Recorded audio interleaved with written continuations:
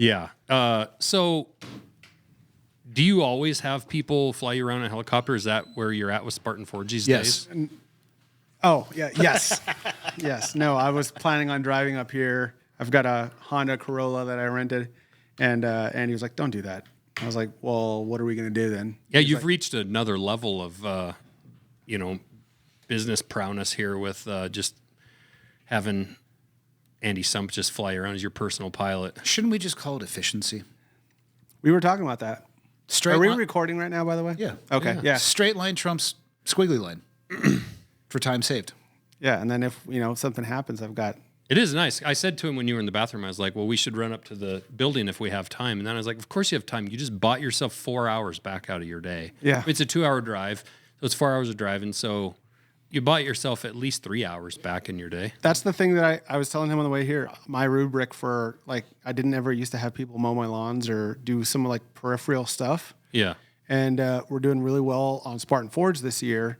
And I know what I pay myself per hour. Yeah. So if that hour is going to take away from me mowing the lawn, is going to take $200 out of my pocket, then I'll pay someone $70 to do it, and then I can continue working on Spartan Forge.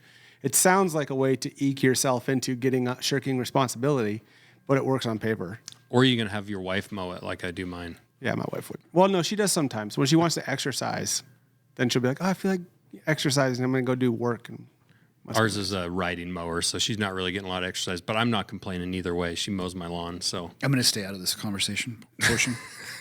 I enjoy being married. Yeah, my wife will never listen to any of these podcasts. That's how I so don't introduce worry her. about it. My wife doesn't either. She's the help or the lawnmower. That's In the military, we'd say the household six. Yeah. Right. So what branch in the military were you in? I was in the Army. You were Army and you were Navy. Yeah. So which one's better? They're different. For what job? Yeah, they're different. Oh, come on. Well, I mean, if you want to rule the world, Army, Navy football games, Navy, but I mean, if you want to rule the world, it depends on what part of the world you want to rule. If you're saying Japan, I'd probably say Navy. If you're saying Russia, I'd probably say Army.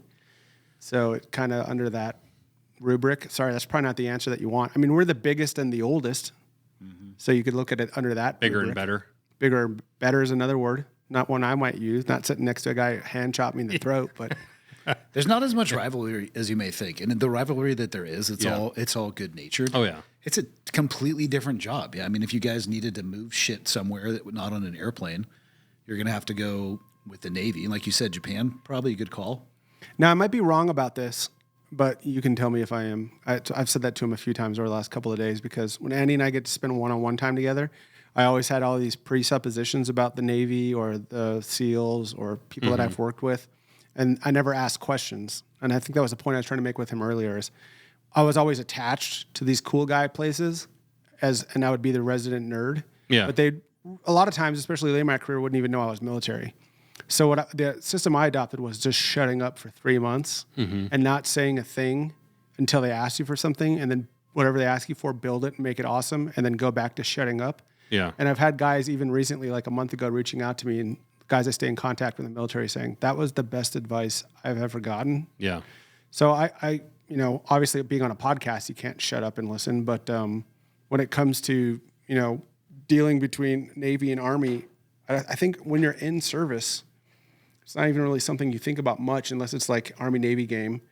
Then maybe a little bit. Which I didn't pay attention to. I never paid attention to it either. Yeah. Yeah. I struggled to understand the other branches, specifically the Air Force collar insignia or chest insignia for their ranks. Oh, it's confusing. But I never once actually considered it beyond. I didn't know what to call the person. I could tell the difference between officer and enlisted, but I don't think I ever once considered, oh, well, I'm in the Navy and this dude's in fill in the blank, so I'm going to change how it just wasn't. Right. It wasn't even a thought process. Yeah, no, I don't doubt that. The shut up and listen is actually great advice. I mean, that's the first thing they tell you when you get an apprenticeship as far as a lineman. I mean, really, actually, before that, when you're a groundman, you're just a grunt. But I mean, that's the advice for like the first 2 years. It's just shut up and listen. Yeah, I mean, aggressive quietness. Yeah. Just like economy of words. Whatever it takes to answer the question, if you can do it in 6 words, do it in 6 words. Yeah. And then just stick to what you're doing, because a lot of guys will get in there and they'll try to chest puff.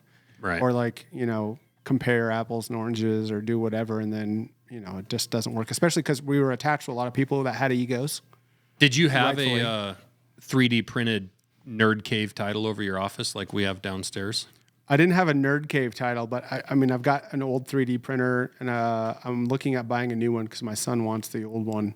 I still love doing that kind of stuff, like CAD and that type of thing, but no, not a nerd one. But I did.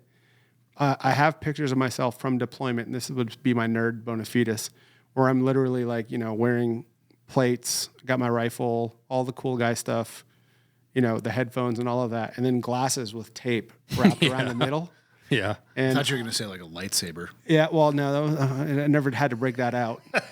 The other thing too is, people always talk about military service, and I'm always the first to say that and I say it with Andy all the time, I was never like a long tabber or like special forces or anything like that. I was a nerd for those guys, and I think a really good nerd. Mm-hmm. But that tape over the glasses was a feather in my hat, if you could say it. So that was like my sign over the. Well, I think in talking to any guys that I've known that were in the special operations arena, it was the unsung heroes behind the scenes that were providing them a lot of data or a lot of information. The shaft of the spear. Yeah. But I mean, you have to work the shaft You must. to get on target. Yeah. but I mean, The spear doesn't arrive by itself. Without a shaft, you just got like a, what do you got? Like what are those things in the garden? Well, the shaft directs the tip. Yeah. And if you want to get the tip on target, you Yeah. got to work the shaft. Need a good aggressive shaft. yeah. So that's, what I was. I was the shaft. Yeah. It's a good, I mean, in a lot of ways, it'd probably be better to be the shaft than the tip, depending on where. Yeah, I was always comfortably off of where you're putting it. I was always comfortably off of an objective. The guys like him would be going in to do their cool guy stuff and kill people or do whatever, capture people. I'd be a click away on a hill, or I'd be in an airplane over top. And Yeah. very comfortable. Sometimes we're just going in to say hi. Yeah. Hey, what are you guys thinking about right now? Yeah, we were thinking about you. Do you guys have the Super Bowl on? Were you growing up as a kid? Were you always kind of a pretty brainy kid, kind of the nerd kid, as far as, or were you? When did you start realizing, or did your parents realize, like, hey, we have a smart kid on our hands here? Did you excel in school? No, I don't think that realization was made by anyone until I started to put things together in the military. When I was young, I was into radios. That was like the one thing. It shocked me. I'd gotten like it's not a crystal controlled radio, but it was like a little radio that you put together with like an earpiece, and I think it had a crystal in the earpiece, and I don't even remember what they called, but you remember like the old Scholastic fold outs? They were on the back of there. I ordered one, and I remember hearing like voices of people. Maybe they're speaking French or something, or maybe they're somewhere else. And then there was no battery on this thing. It was just the modulator for the piece was getting exercised by the wave that was through the air, and you could just quietly hear voices. And I remember thinking, like, this is amazing. Like, what is this sorcery? So I did a lot of that type of stuff. But I've said this on another podcast before, but it's worth repeating. I never had an educator sit me down and say, if you know more about linear algebra or physics, it will make you better at these types of things. Like, you'll have a better understanding of what's going on here. They didn't connect the dots. Never connected the dots for me. I grew up we were on a farm. My father died when I was 5. We had a small, some cattle, some crops, and then he passed away when I was 5. And then we moved to another farmhouse where we just rented the house, and there was a farmer there. And I helped that farmer. His name was Benny. Really hardworking, like you could pluck him out of a movie, just like leather skin, work all day long. And I would help him with horses and chickens and stuff. My brother would too. And then we'd go to school. So it'd be those chores in the morning, and then go to school. And I was diagnosed with ADHD or whatever you want to call it. I was a pretty bad student, talked a lot in class, but I always got like C's and D's, some D's, but mostly C's. And then I joined the and I actually had a conversation. I feel like I'm repeating myself, but I've talked about this with Andy. I had one educator, like my sophomore, no, it would have been my senior year of high school. Nobody listens to his podcast, so people will hear it here. I don't blame him. She said, I knew your dad growing up. He went to school, and my grandfather actually, I didn't learn this till recently, has in Western North Dakota at Dickinson State University, has the engineering wing there is named after my grandfather, and I didn't know that. Really? My great-grandfather, no, I'm sorry, my great-uncle, not my grandfather, my great-uncle, John Thompson engineering wing or something like that. Wow. And then my uncle and my dad went to school there, and they were helping on they were trying to evolve the math system to make it easier for kids to learn or do something. They had a weird term for it. I don't remember what they were calling it, but my dad and my uncle helped out on that. And then my dad went to school for mechanical engineering, and then he went to school for engineering and then became a teacher, my uncle. And so I never really knew where this came from. Yeah. Because I didn't talk to a lot to my uncle. He died. My dad died. My uncle went off and lived in South Dakota, in Belle Fourche, South Dakota. Then meeting with him later in life, he said something that stuck with me. And he actually just said it again last time I was out there. I'm doing a podcast with my family members because I almost know nothing about my dad's side. Yeah. So I took podcast material, and I've got my dad's first wife is like in her 80s, and my sister and my uncles and my aunts that are all still alive, like just trying to document some of my family history. And he said something during these podcasts that really actually touched me was, your dad was his happiest when he got to do something associated with technology and be outside. Yeah. That was just like goosebumps. Like, yeah, that's you. Literally the definition of me. So it's funny how those things kind of move, across the blood barrier, and then a child has those same What happened types to your dad? interest. He died from renal cell carcinoma, which is a type of cancer of the kidney and the liver, or it had spread into his kidney, liver, and lungs by the time they found out what it was. Because he'd worked on his farm his whole life. He went to doctors, and they just said, you're a farmer, you've got a bad back. Mystery solved. Yeah. And then finally he had a stroke.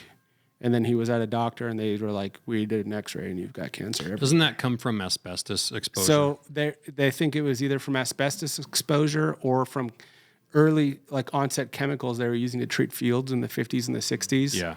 Were really gnarly. Think about Roundup times 100. Yeah. And so he had that. He passed away. But to get to your question, I joined the military, and my first job in the military was the easy way to say is a radar exploitation expert, learning the ins and outs of radar, how they work. I had done really well on this thing called your general technical skills, and they don't test your knowledge. They just test your ability to process technical things. So it's if this gear is going this way, what way is this gear that's 7 gears away going? Or if this is this and this is that. You're talking about on the ASVAB? On the ASVAB. And I'd scored relatively high, and I actually joined to be a military policeman, but then because I forgot my license, they made me a electronic intelligence analyst. You forgot your license. I forgot my driver's license when I was going to MEPS, which is where you sign up. And it was 2000, so it wasn't I could call my mom and she could fax one or something like that. It was just sitting at home because I was a dumb 17-year-old at the time. I think I was 16 actually. Why did you sign up for the military? Get out of North Dakota. Basically, That's a good reason. long story short, I wasn't a farmer. We didn't have land. We weren't in the support industry like bankers or restaurants that support farmers. And I also had a family that was shrouded in addiction. I've got 2 sisters I buried from overdosing. A brother-in-law that killed himself was into drugs, and that happened while I was young. And I just knew, and I had a younger brother who was in treatment and an older brother who was in jail when I signed up for the military. And the only thing I kept thinking to myself was, if I stick around, this is probably where I'm going to go. Yeah, it's smart. I've got that dog in me when it comes to drinking or whatever. I don't drink a lot. I know it. I slow it down. But when sometimes you do, you're good at it. A couple of post-deployment drinking benders probably went a little too far. So I knew if I didn't get out of the North Dakota area, I would probably end up, my one thing is I'm always thinking, I'm always doing things. I don't sleep a ton. And that energy needs to be pointed in the right direction or it can become dangerous. Yeah. So, and I didn't have that wisdom as a child. I just wanted to get out of North Dakota. So while I was in the military, the global war on terrorism was hyping, September 11th had just happened while I was in basic training. And we were shifting from a Cold War military, which was force on force, order of battle, electronic order of battle, understanding where the carriers are, where the airplanes are, the anti-aircraft stuff. And we were shifting to this asymmetric warfare, close quarter combat, clearing rooms, infantrymen looking more like they need the training of a police force than they did the training of a conventional infantry, Yeah. They weren't doing a lot of movement to contact and that type of stuff in the traditional sense of the word. So there was a paradigm shift going on in the military. And but while I was doing the electronic intelligence stuff, then I went to these courses that were graduate level engineering courses. And some of the courses were 8-10 months where you're just learning the ins and outs of radars and how voltage works and how pulse repetition interval works or pulse repetition frequency and all the different bands of RF that these things operate in. And I had to learn the hard math then, and I'd forgotten a lot of it, or any of the hard math. Yeah, I mean, that as a I'd C done. student in high school, Yeah, I wasn't. yeah, you weren't obviously applying yourself. You had the ability, you just didn't have the dedication or. There wasn't an output. There wasn't like, if you get better reason. at this, Yeah. like I looked at algebra and I was like, I will never use this. Well, I say that all the time. Actually, when I was in math in school, my dad would always say, "Why doesn't your math teacher bring your class out to our gravel pit and have you calculate how many cubic yards are in a pile of gravel?" Like that would, some boy that's standing there thinking this is dumb would go, "Oh, well, that's cool." Yeah. Like, if we're going to dig a basement, how much gravel are we going to need to haul out? How many dump truck loads is that? Like when you apply that real life, I think that's still missing today, showing that real life stuff. That's why the I'm stuff against that we're doing downstairs that you saw. Yeah, awesome. You're sitting in algebra and you're graphing, X and Y, and it's like, what the hell's X and Y, and why do I care? Yeah, It's and like, you're literally using that's vertices. a milling machine. You're literally mapping the topography of a handle, and you're using vertices, Right. and you're connecting it with line. You've got Euclidean geometry getting used, like you're connecting points in time to map and to mill an object to Right. provide a specific looking handle. So I think a kid like you, if they taught that, there's man. certain kids like you that it would have just I would have been clicked. all over. And then I get voracious. When I get into something I really enjoy, then I get voracious about it. That's why I'm largely against the federalization of the education.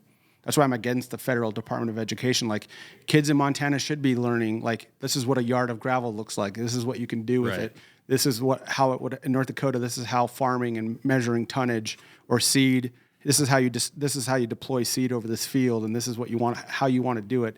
And then tying that to foundational mathematics. And then kids in New York who are going to be in the tech sector or Wall Street or whatever can learn different things, or Yeah. parents can have choice.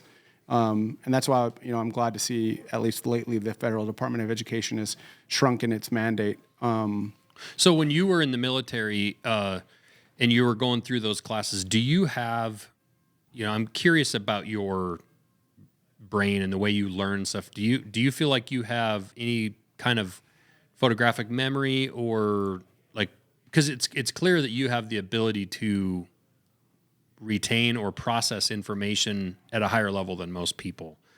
I think I have a love for understanding things at their first principles level. Once I'm interested in the subject, and so it's not that I don't think I absorb things better. In fact, the way I learn is, if I just hear something one time, I'll almost never remember it. But once I have something memorized, I almost never forget it. So when I was learning languages, when I was learning French, when I started to use it and it became part of my daily correspondence, once I remembered a word, I almost never forgot it. But getting to remembering the word usually took longer. Sure. But what is key for me, at least for myself, is a genuine interest in the subject. Like, I don't have a lot of interest in a variety of subjects that I know almost nothing about. But the subjects that I care about, which are generally, math, engineering, business. Now business, I'm taking the same bent and trying to learn everything I can about, economies of scale, mapping, how to distribute things cheaply. Once I have that need, then I can learn it. But I would say it takes me longer than the normal person to learn it. But the advantage is, once it's in there, it's kind of like etched in stone. But like, you can ask my wife, if she tells me like, hey, we're meeting next Thursday with so-and-so, and she says it once in passing, Yeah. forget about it. Same. Like, I will not remember. I'll make other plans. Right. Yeah. Same. So yeah, I would say retention is good for me. And then I would say that when it comes to spatial distribution, like conceptualizing something abstract in my mind, I'm pretty good at. You can see it. I can see how things are supposed to be put together, or like, as you were showing me things downstairs and thinking about it, I can see that pretty well. I think that's generally a male trait. That's why men are more interested in things and women are more interested in people, because things are what we needed to get good at to kill mastodons for so long. So the better the spear. Knives and boobs. Knives and boobs, exactly. Perfect. You summed it up better than I could. So I would say That's that a t-shirt. I would say that, and then just I don't sleep a lot. Like a good night of sleep for me is like 6 hours. It's probably going to kill me young, but You have a hard time shutting your brain off. yeah, I just like to. I can be doing things. Yeah. and so those Sleep when you're dead. yeah, those types of things help me out a lot, but they also annoy the people around me because my wife, is to get me centered on something. God bless her, because I don't think there's another woman in the world that could tolerate me like she does. And she does a really good job of countering me in those ways. And it also helps me grow as a man in ways that I desperately needed, especially as my kids got older. Right. You got to get better with things like empathy. You got to get better with things like, understanding or placing yourself in someone else's shoes. I'm historically horrible at all of those things. And that's kind of the opposite end of the distribution on what I would say my talents are. So in the military, you were going through your coursework, through your engineering stuff, the radio stuff, right? And then where did you really start to get into the technology and where you started having an impact on the actual battle space with, getting into LiDAR and all the things that you got into? I mean, I don't know where to even begin as far as asking you on that, but I am curious about how that process came about. Well, the earlier part of my career, like the first 10 years, I was more a user and consumer of technology. So I was, helping guys like Andy out in what were called SIGINT terminal guidance teams, which are just like finding sensors on the battlefield and using equipment and pointing out for guys like Andy, like there's the door, or doing like pre-mission, like using ISR assets, intelligence, surveillance, and reconnaissance assets. One of the things Andy taught me on my last podcast is Acronyms. don't use acronyms. Like try to break them out. You can use them, but you I can gotta feel explain them over my shoulder as I said ISR, like Yeah. intelligence, surveillance, and Predators or reconnaissance. reapers. People won't even know what the ISR But we means. started in like when we first started doing this and training for it, like 06, 07, 08, we started in airplanes. So we were literally strapping this stuff to like the side of a Cessna. Now, were you in at the same time that he was doing this stuff? Like, did you notice it and see the changes happening real time? Like information and packets that you were getting day one versus like later on in the war? I don't know if I would describe it as information in packets. It would be solutions to problem sets that we encountered that enabled us to do our job better. Yeah. Like what he's describing with the terminal guidance is essentially saying is you have your phone on your table. How do we find, if we can identify your number or your SMEI number, whatever it is, how do we find that inside of the network? I don't know how to do that. My job starts when you can point me in the right direction and wind me up because I'm a monkey with a machine gun. Right. We need people who understand how that stuff works. And so they augmented and enhanced our ability and probably increased our lethality because they were orienting us in the right direction. So I would say we saw it probably all the time, but maybe not even recognized where it had interfaced. Yeah. I mean, we would be like I said, we'd either be in like the last Humvee when they were rolling to an objective, or I would go in after there was a gunfight or after there was something, and there'd be like, bodies and phones and computers and stuff. Because I also did the media exploitation side, which was, if somebody came in here and shot us all of this gear would tell them things about their pattern of life. So how do we meaningfully extract that and then inform the commander? And then it's really cool because the position I was in the military kind of allowed me to learn whatever I wanted. I could just highlight and say I need to go to this course or this college or this thing. They're offering this certificate for machine learning, or they're offering this thing for data at scale or something like that. And I would get to go and learn that stuff because my job was to support these guys, and these guys had really niche requirements because there are big requirements for like the Army, right? You could think about it this way. I need to make a hunting knife for everyone in the Army. So that's something where you have to think about every possible way that this knife could get used by an infantry guy, by a supply guy, by this guy, by this guy. And you it make ends this up weighing 80 pounds. in the government. But then so you make this like one like kind of general purpose knife that might have a couple bells and whistles. But then for guys like these guys, I won't say a scalpel, but now you need like a speed goat that has these things and does this, and like it's going to be worn here, and it shouldn't be hitting my mags. It should be off to the side, and it should have this type of handle, and the blade needs to be made of this. Very intentional design. And what we were encountering in the war was you couldn't use that programmatic big army approach to solve an ever-evolving technology requirement that was happening on the battlefield in real time, because our enemy in its asymmetric nature was using commercial off-the-shelf products that moved at the speed of business, and government almost never moves at the speed of business unless they acquire businesses. Right. So you did good there. You spelled it out instead of saying COTS. Yeah, I know you wanted to. I feel you back wanted to here, say COTS, even though he's but- sitting right here, because he said it to me last time. He's like, "Hey, dude, you got to say like this word out," and it stuck with me. Yeah. And it's true. No, Because it's true. I have a problem. I sink right into the you, and I'm just talking to you. And then Right. if you don't know what COTS is, then you would ask me, and I No, tell and you. I do just ask now because trying to talk to you guys is like. It's a foreign language. It's a foreign language. But anyway, to finish, So I just say, what are you talking about? to put a bow on that, they had. I make up my own acronyms about the knife world, and I talk to you guys. You can. You're like one of the. Just go by it. And, You're one of the kingmakers in the knife world, so you get to say this is the acronym now. well, I'm definitely not a kingmaker, but I, in my own space, just to defend against, my Army Ranger and my Green Beret over here, I just talk in acronyms that I make up 5 minutes before I walk in their office. Pretty good. All you need to do is create a fine system for every time they use an acronym, and I guarantee you they'll stop. But every time they do, they have to come to work for one day during hunting season, and I guarantee you it ends. it'll stop end day there. one. Yeah. So what they had were really niche problems. Like, hey, we need to get somebody through a checkpoint, or we need to know which house so-and-so is going to be in tonight. And it couldn't be something that you go to the Army to build that big thing for. So our charge was literally, hey, Chief, here's an impact card, which is like a credit card that the Army gives you. It's got a $100K limit. Go buy everything you need and then solder it and put it together with a team of guys and have someone writing code, and you're the integrator. And you might build one microchip with one specific function for one specific mission, and it will never be built again. Really? And then So you're building that stuff like at the base. it was so I was on what I'm thinking of right now, peripherally or temporally in time, is on Cobb Alpha in Afghanistan. It'd be like, we need this for X operation. It needs to have, these are the size, weight, and power requirements. It needs to fit in this thing. It needs to be here to go here to do this, and it can't fail. So And how long did it take you to build that?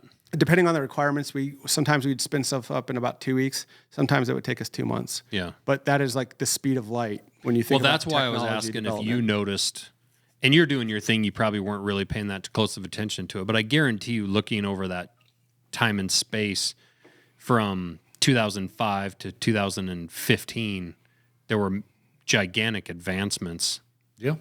we got really good with, the way, whether it was intel being the way it was being collected or the information that you had in packets or. For clarity, the enemy got pretty good too. It's a constant back and forth, and I think a lot of the times, like we would collect, it's called SSE, site sensitive exploitation, and I mean we're talking like Ziploc and mesh baggies, stuffing stuff in there. Yeah. I don't know how to exploit an electronic device. I can recognize one largely, or hey, that's a thumb drive. Let's put this in the bag. I don't know what they do with it, but we would encounter things. We would modify a tactic on, say, geolocating an individual based on an electronic device. Mm-hmm. Then we would start noticing that they were doing things to the electronic device to alert them if we were interrogating them in the way that we used to. I don't know how to solve that problem, but those problems were getting solved, and I assume they were being solved by guys like yourself. So it was more like a real-time, just like working matrix of this is what we're pulling off, this is what we're seeing, and it was just a constant evolution. Yeah. And I don't want to make it sound like it was a Bill Thompson show either. I had like 6 or 7 other guys that worked for me when we were there, and like I had one guy who was really good at coding and writing really efficient small code that could run on a very constricted chip. And then I'd have another guy who was really good at human intelligence that knew the requirements. So I had a team, but the cool thing about it was I got to say who my team was. Yeah. So I was like, these are the guys I'm deploying with. Here are the things they need to be trained up on.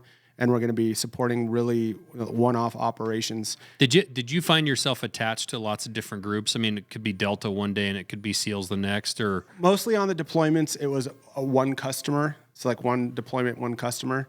The unit that I came out of the Army's job was to just take people with unique technical talents and how can I say this? Technical talents, language talents, and a couple of other things, and put them in a place where the big Army couldn't touch them. So it couldn't be like, hey, Chief, you need to go and PMCS. You have to do primary maintenance checks and services on Humvees for the next week because all of your Humvees need to have all this stuff. Right. Or you need to be at a sexual assault training thing for 2 days. Right. Like that stuff would all get done for 3 days. We'd meet all of the Army requirements. We'd show up to a building for 3 days. We'd be in there just watching PowerPoint slides to death. Right. And we were done for the year. And The corporate part of the Army. we get left alone because we still had to meet the Sergeant Major of the Army's requirements on what trained soldiers need to have. But instead of it being 3 or 4 months of the year, not 3 or 4 months, 1 or 2 months of the year, it was put down to like 3 days. We'd do our PT test the first morning for the year. They'd identify any schools that we needed to go to in like the big Army. And then we'd get the training done. And then we'd go right back to the fight, like training, getting the classes that we needed. And you were more attached to like the special operations teams? Later in my life, in the beginning, I was doing a lot of the same work in the big Army. Okay. But I was also innovating while I was there. Like, hey, I think I would talk to an ODA guy and be like, hey, I think we can do X, Y, or Z and make it a lot better than what the Army's doing right now. And then that kind of led to me getting into this program in the Army where they would kind of leave us alone and allow us to focus on those things. And that was it was awesome for me because I was saying it to Andy yesterday. I never truly fit in well in the Army and like the big Army infrastructure. Fortunately, the Army had something for me that I could go into and really excel and do the things that I wanted to do. So for all the bad stuff I say about government, which I could go 4 hours on, there were these types of little programs where they could recognize some talents in people. Yeah, who knows in the private sector in North Dakota when you or if you'd have ever found your I don't think calling. So. Or if I joke with Andy, if I hadn't forgotten my license, I would have been an MP. I was going there that day to be a military policeman. Yeah. Maybe you'd have loved that job. Yeah, maybe. Didn't your wife do similar work in the military as well? She did it for the government. Okay, for the government. Yeah, and she was in the media forensics, intelligence, AI space. She actually was selected to be the lead person for all of the media and AI and facial stuff for the FBI. But she ended up turning the job down because they wanted us to move to Alabama.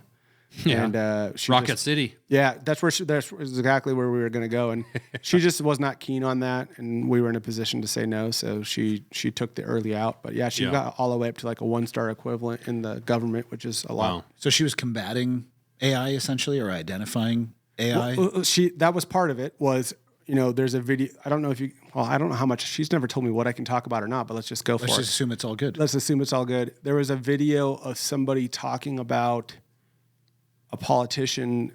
It was like a black guy in a video talking about a politician had raped them. I don't remember who it was, but this was like 8 months ago. It went viral. It was some black guy saying, this politician raped me. And I don't remember. I wonder if it's that, you're talking the black guy was the politician? No, the black guy was in the video saying he was raped by a politician. Oh, okay. And I want to say it was someone on the Democrat side. Mm-hmm. And I don't remember who it was. I'll think of it. It doesn't matter. The video was made with AI. And she actually brought it to me first, just like we were at home. And she's like, hey, check this video out on Twitter. What do you think about it? I'm like, well, it's AI. And she's like, why? And I'm like, because you can see if you zoom, you can see the hairs around the top of the head shifting because AI doesn't know what hair is. Yet. It just knows it won't. It just knows this is what hair looks like. Right. And you can get away with things in videos where it can look very good, but if you pay attention to like the mouth, the eyes, the fingers, the hair, you can pick it out pretty quickly. And she's like, yeah, that's what I think too. So what she was doing was building systems to do automatic detection of this type of stuff, to enable those types of things and other stuff. Yeah. And are we going to have to use AI as a weapon against AI, essentially? we are already. We are already.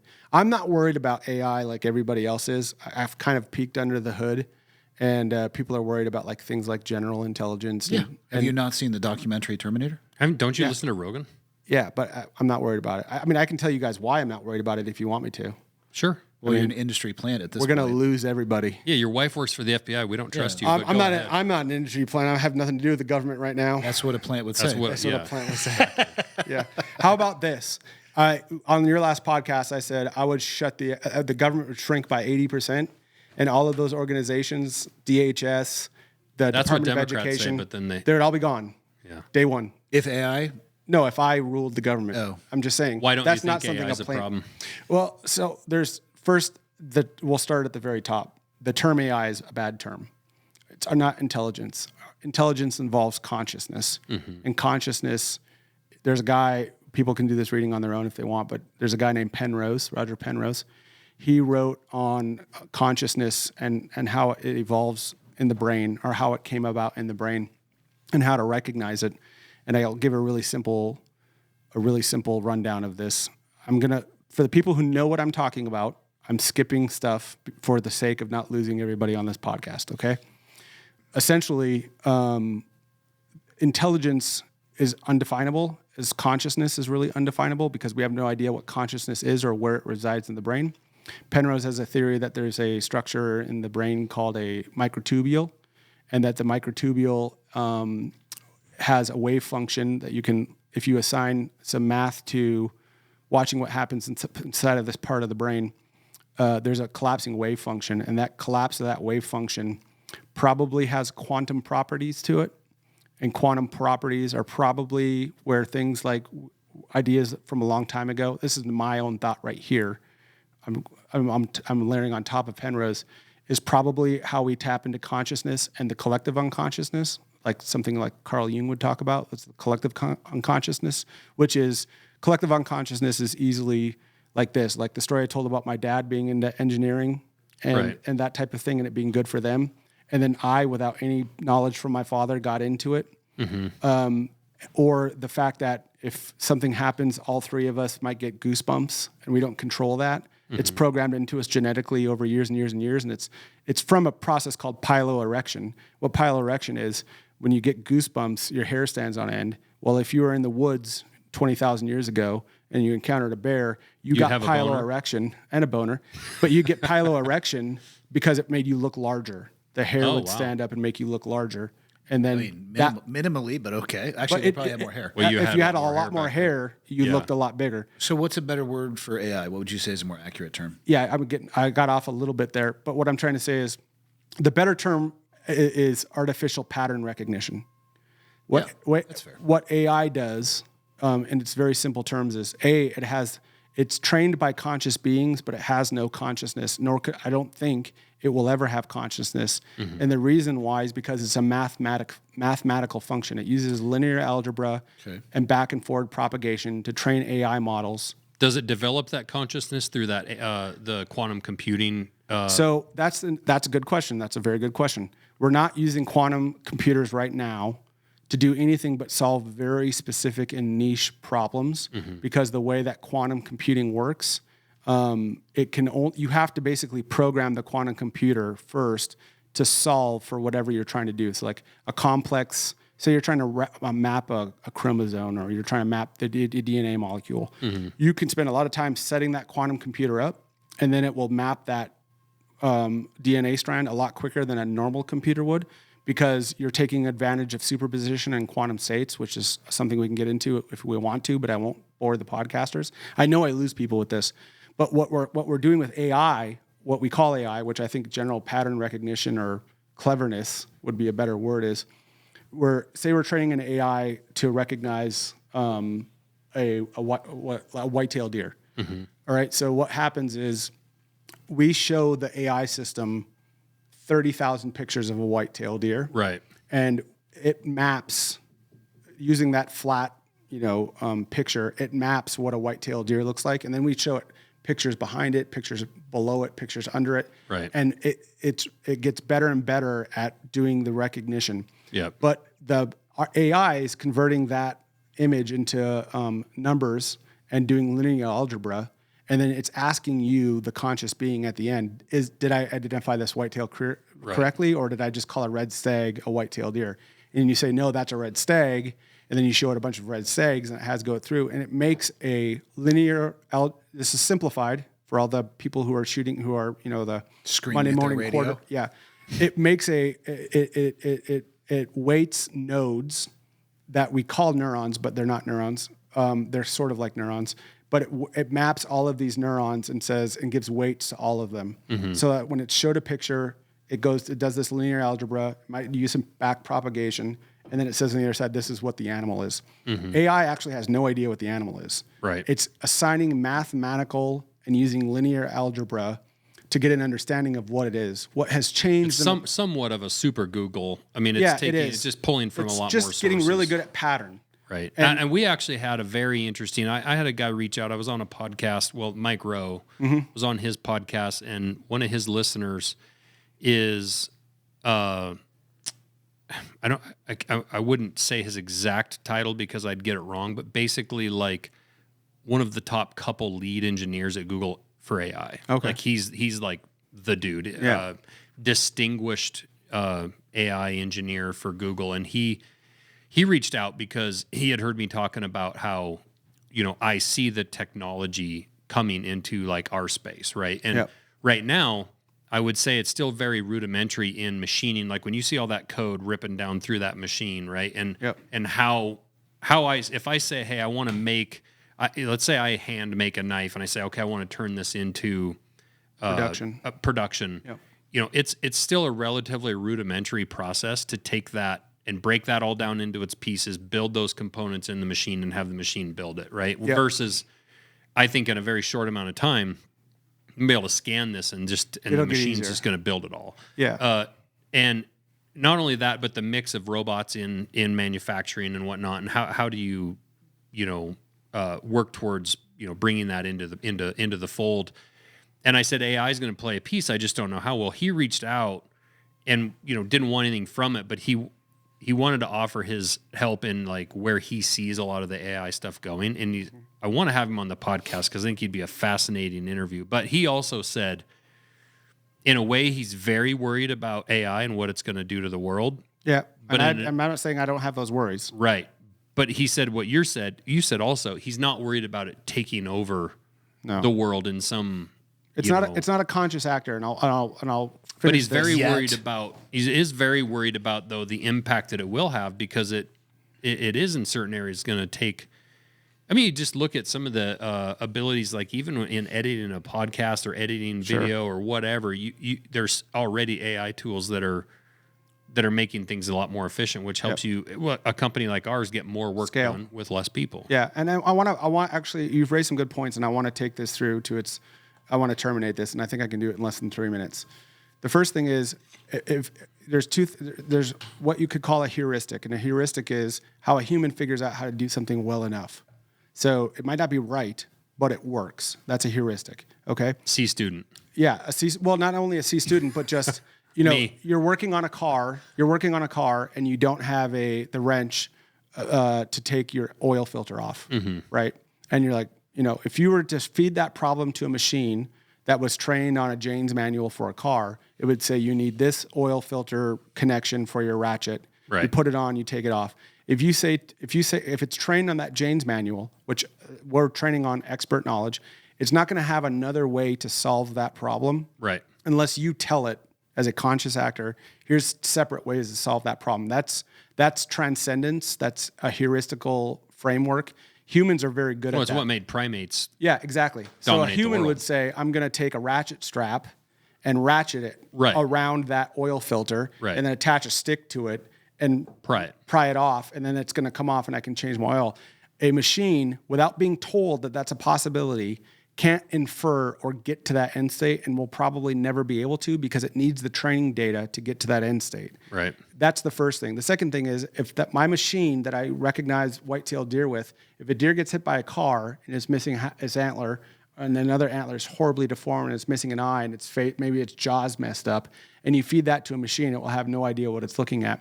But also the machine never knows what it's looking at. They have no knowledge they only can derive a mathematical formula based on linear algebra to give you an output. Right. That's the first thing about AI. And what I'm saying is that consciousness, our ability to improvise, adapt, and overcome requires things that an AI will never have. And that's intelligence. Right. And to finish the Penrose point was his part is the quantum world is a non-computational framework that our meat-machine brain somehow has evolved the ability to interact with, and it allows us to do things that nothing else on this world can do. And that quantum realm, I could talk 15 hours about that, but I won't. Our ability to tap into that as a machine will never have, A, because we don't have generalized quantum computing. I don't know if we ever will. But B, it can only operate based off the training data that it has. So it's not going to be making decisions that it wasn't told to make or told to think about. Right. It gets weird in AI because it will corrupt training data or spit out answers that don't look right. And then we infer, because we're humans and because we want to attribute human behavior to something we don't understand, It's kind of like when you're walking in the dark and you think you see something and you Right. walk up to it and it's just a rock that was shaped like something. Right. Your brain automatically said bear. Right. It attributed bear. I don't remember the term, but when you give human or animal-like features to something that's not a human or an animal, there's a term for that. I don't remember. Sure. Anthropomorphification. Yes, thank you. So what we do with AI is we see a weird answer out of the training data, and then we anthropomorphize and say, oh, it's thinking something it shouldn't be thinking. No, the training data set was likely corrupted, and there was a mismatch of neurons. There's no consciousness there. It can't do anything we Right. didn't tell it to do. So that's about AI. You should have been a cop. A cop? I could Yeah. see this. He's asking somebody for their license and insurance, but then you're telling them this. Is they just like, Yeah. they're like, fucking please take my license. I can only just imagine him and his original. Do you even career understand the concept of speeding, sir? First, let's talk about how we measure speed. Yeah. I could just see the teenage kid be like, no, and I could have gotten stopped, and then you go into all the reasons why he could not have gotten stopped. And I don't get this joke, but I'm glad you got it laughing. Now, like the force of the car at this speed. the depth and passion of your knowledge, I'm just thinking about this. It will exceed most people's probably in every topic. And the fact that you're dumbing it down. Yeah. And I still don't understand it. Just shows me where I'm at. I'm looking over there at 73. I'm wondering whether or not that's my IQ or the temperature of the room. But I'm going to try this 30 seconds, one more time. Training data is Right. bounded. The machine can only build mathematical matrices and adjust the weights of the neurons to perform the output based on the training data. The training data is human derived, so there's consciousness in the training data. Right. But the machine can never get a lesson or perform a heuristic. It Right. can't wiggle its way around something or improvise, adapt, and overcome if it's not in the training set. Right. And the only people that can generate training set are conscious people. Right. could we ever have AI teaching AI? And then it gets a Well, little we bit do- down? do- Well, that's where We- the we quantum do- part potentially comes in. Yeah, and I think we're a long ways away from it. I always say when people ask me, do you think there'll ever be an artificial general intelligence? My first answer is no. But if there were to be, it's 100 years off or 50 years off. We don't even have or the something power like that. lines to carry the power for it, so it doesn't matter. But the second part, and the part that I really wanted, and the power is a huge problem, and we can get into that. But the second part, and the more important part that I want to talk about is, like any technological revolution that we've had in this society, whether you're talking about the Industrial Revolution, the integrated circuit, which led to the microchip, or the vacuum tube turning the transistor reconfiguration of a microchip, getting rid of vacuum tubes, like old TVs became small. People freaked out about the printing press. Yes, the printing press, the Magna Carta, all of these revolutions that happened. What happens and what I think will happen with AI, and I'm actually quite hopeful about this, is it is going to remove a lot of middlemen, lawyers, marketing, but it's going to create new opportunity. But I also think it's going to drive the price of everything down because for you to get from A to Z on a knife, when AI gets really good, Right. a knife that you have And to get rid of Dylan. yeah, a knife that you have to, by virtue of the production chain, charge $179 for. Yeah. In 3 years, you're going to be able to charge $29 for. So that Well, means, it is actually when they talk about bringing American manufacturing back. Like I'm seeing this stuff, and a lot of times you'll hear the default like, well, we don't want to make that in this country. We can't do that. We're not going to have anyone who's going to want to sit there on a supply chain on a conveyor belt and do this menial task, a million times a day. It's like, well, that's where actually a lot of these technologies come in, where we can actually see the possibility of us manufacturing products at scale on a competitive price to what it's maybe being done overseas, but with less people. and that driving down of the price is going to help people in lower income brackets because Right. they're just like with the iPhone. When it came out, you had to be rich to own it, or a Tesla, you had to be rich to own it. Now people are getting access to Teslas and iPhones in the lower economic rung. Like they were selling Teslas for $39,000 at one point, Right. and their iPhones have gotten from $3,000 or $4,000 down to $1,000 or $1,200. Right. That gives them more capacity and capability in the lower rungs of the socioeconomic infrastructure, Back which to the allows them to innovate. Back to the education system, though, it's too bad that our education system doesn't, all along, hasn't recognized the evolutions. Like it does in a very slow way, but you look at like the evolution of the internet. When I was a senior in high school, and what typing class was when I was an 8th and 9th grader, and even hearing teachers and people saying like, well, this internet thing's not going to last, and then now the entire world runs off the internet. The education system is slow, if it ever even gets there, in embracing the changes in society and then implementing that into the actual educational process of teachers. We still tend to run just, the old math, English, science, history playbook versus recognizing what's coming with AI and trying to build that into the education system in 5th, 6th grade. Yeah. And find the Bill Thompsons, the people who it does resonate with, and actually provide them, a clear path forward in their brain about where they want to head with something. I think we should allow kids to,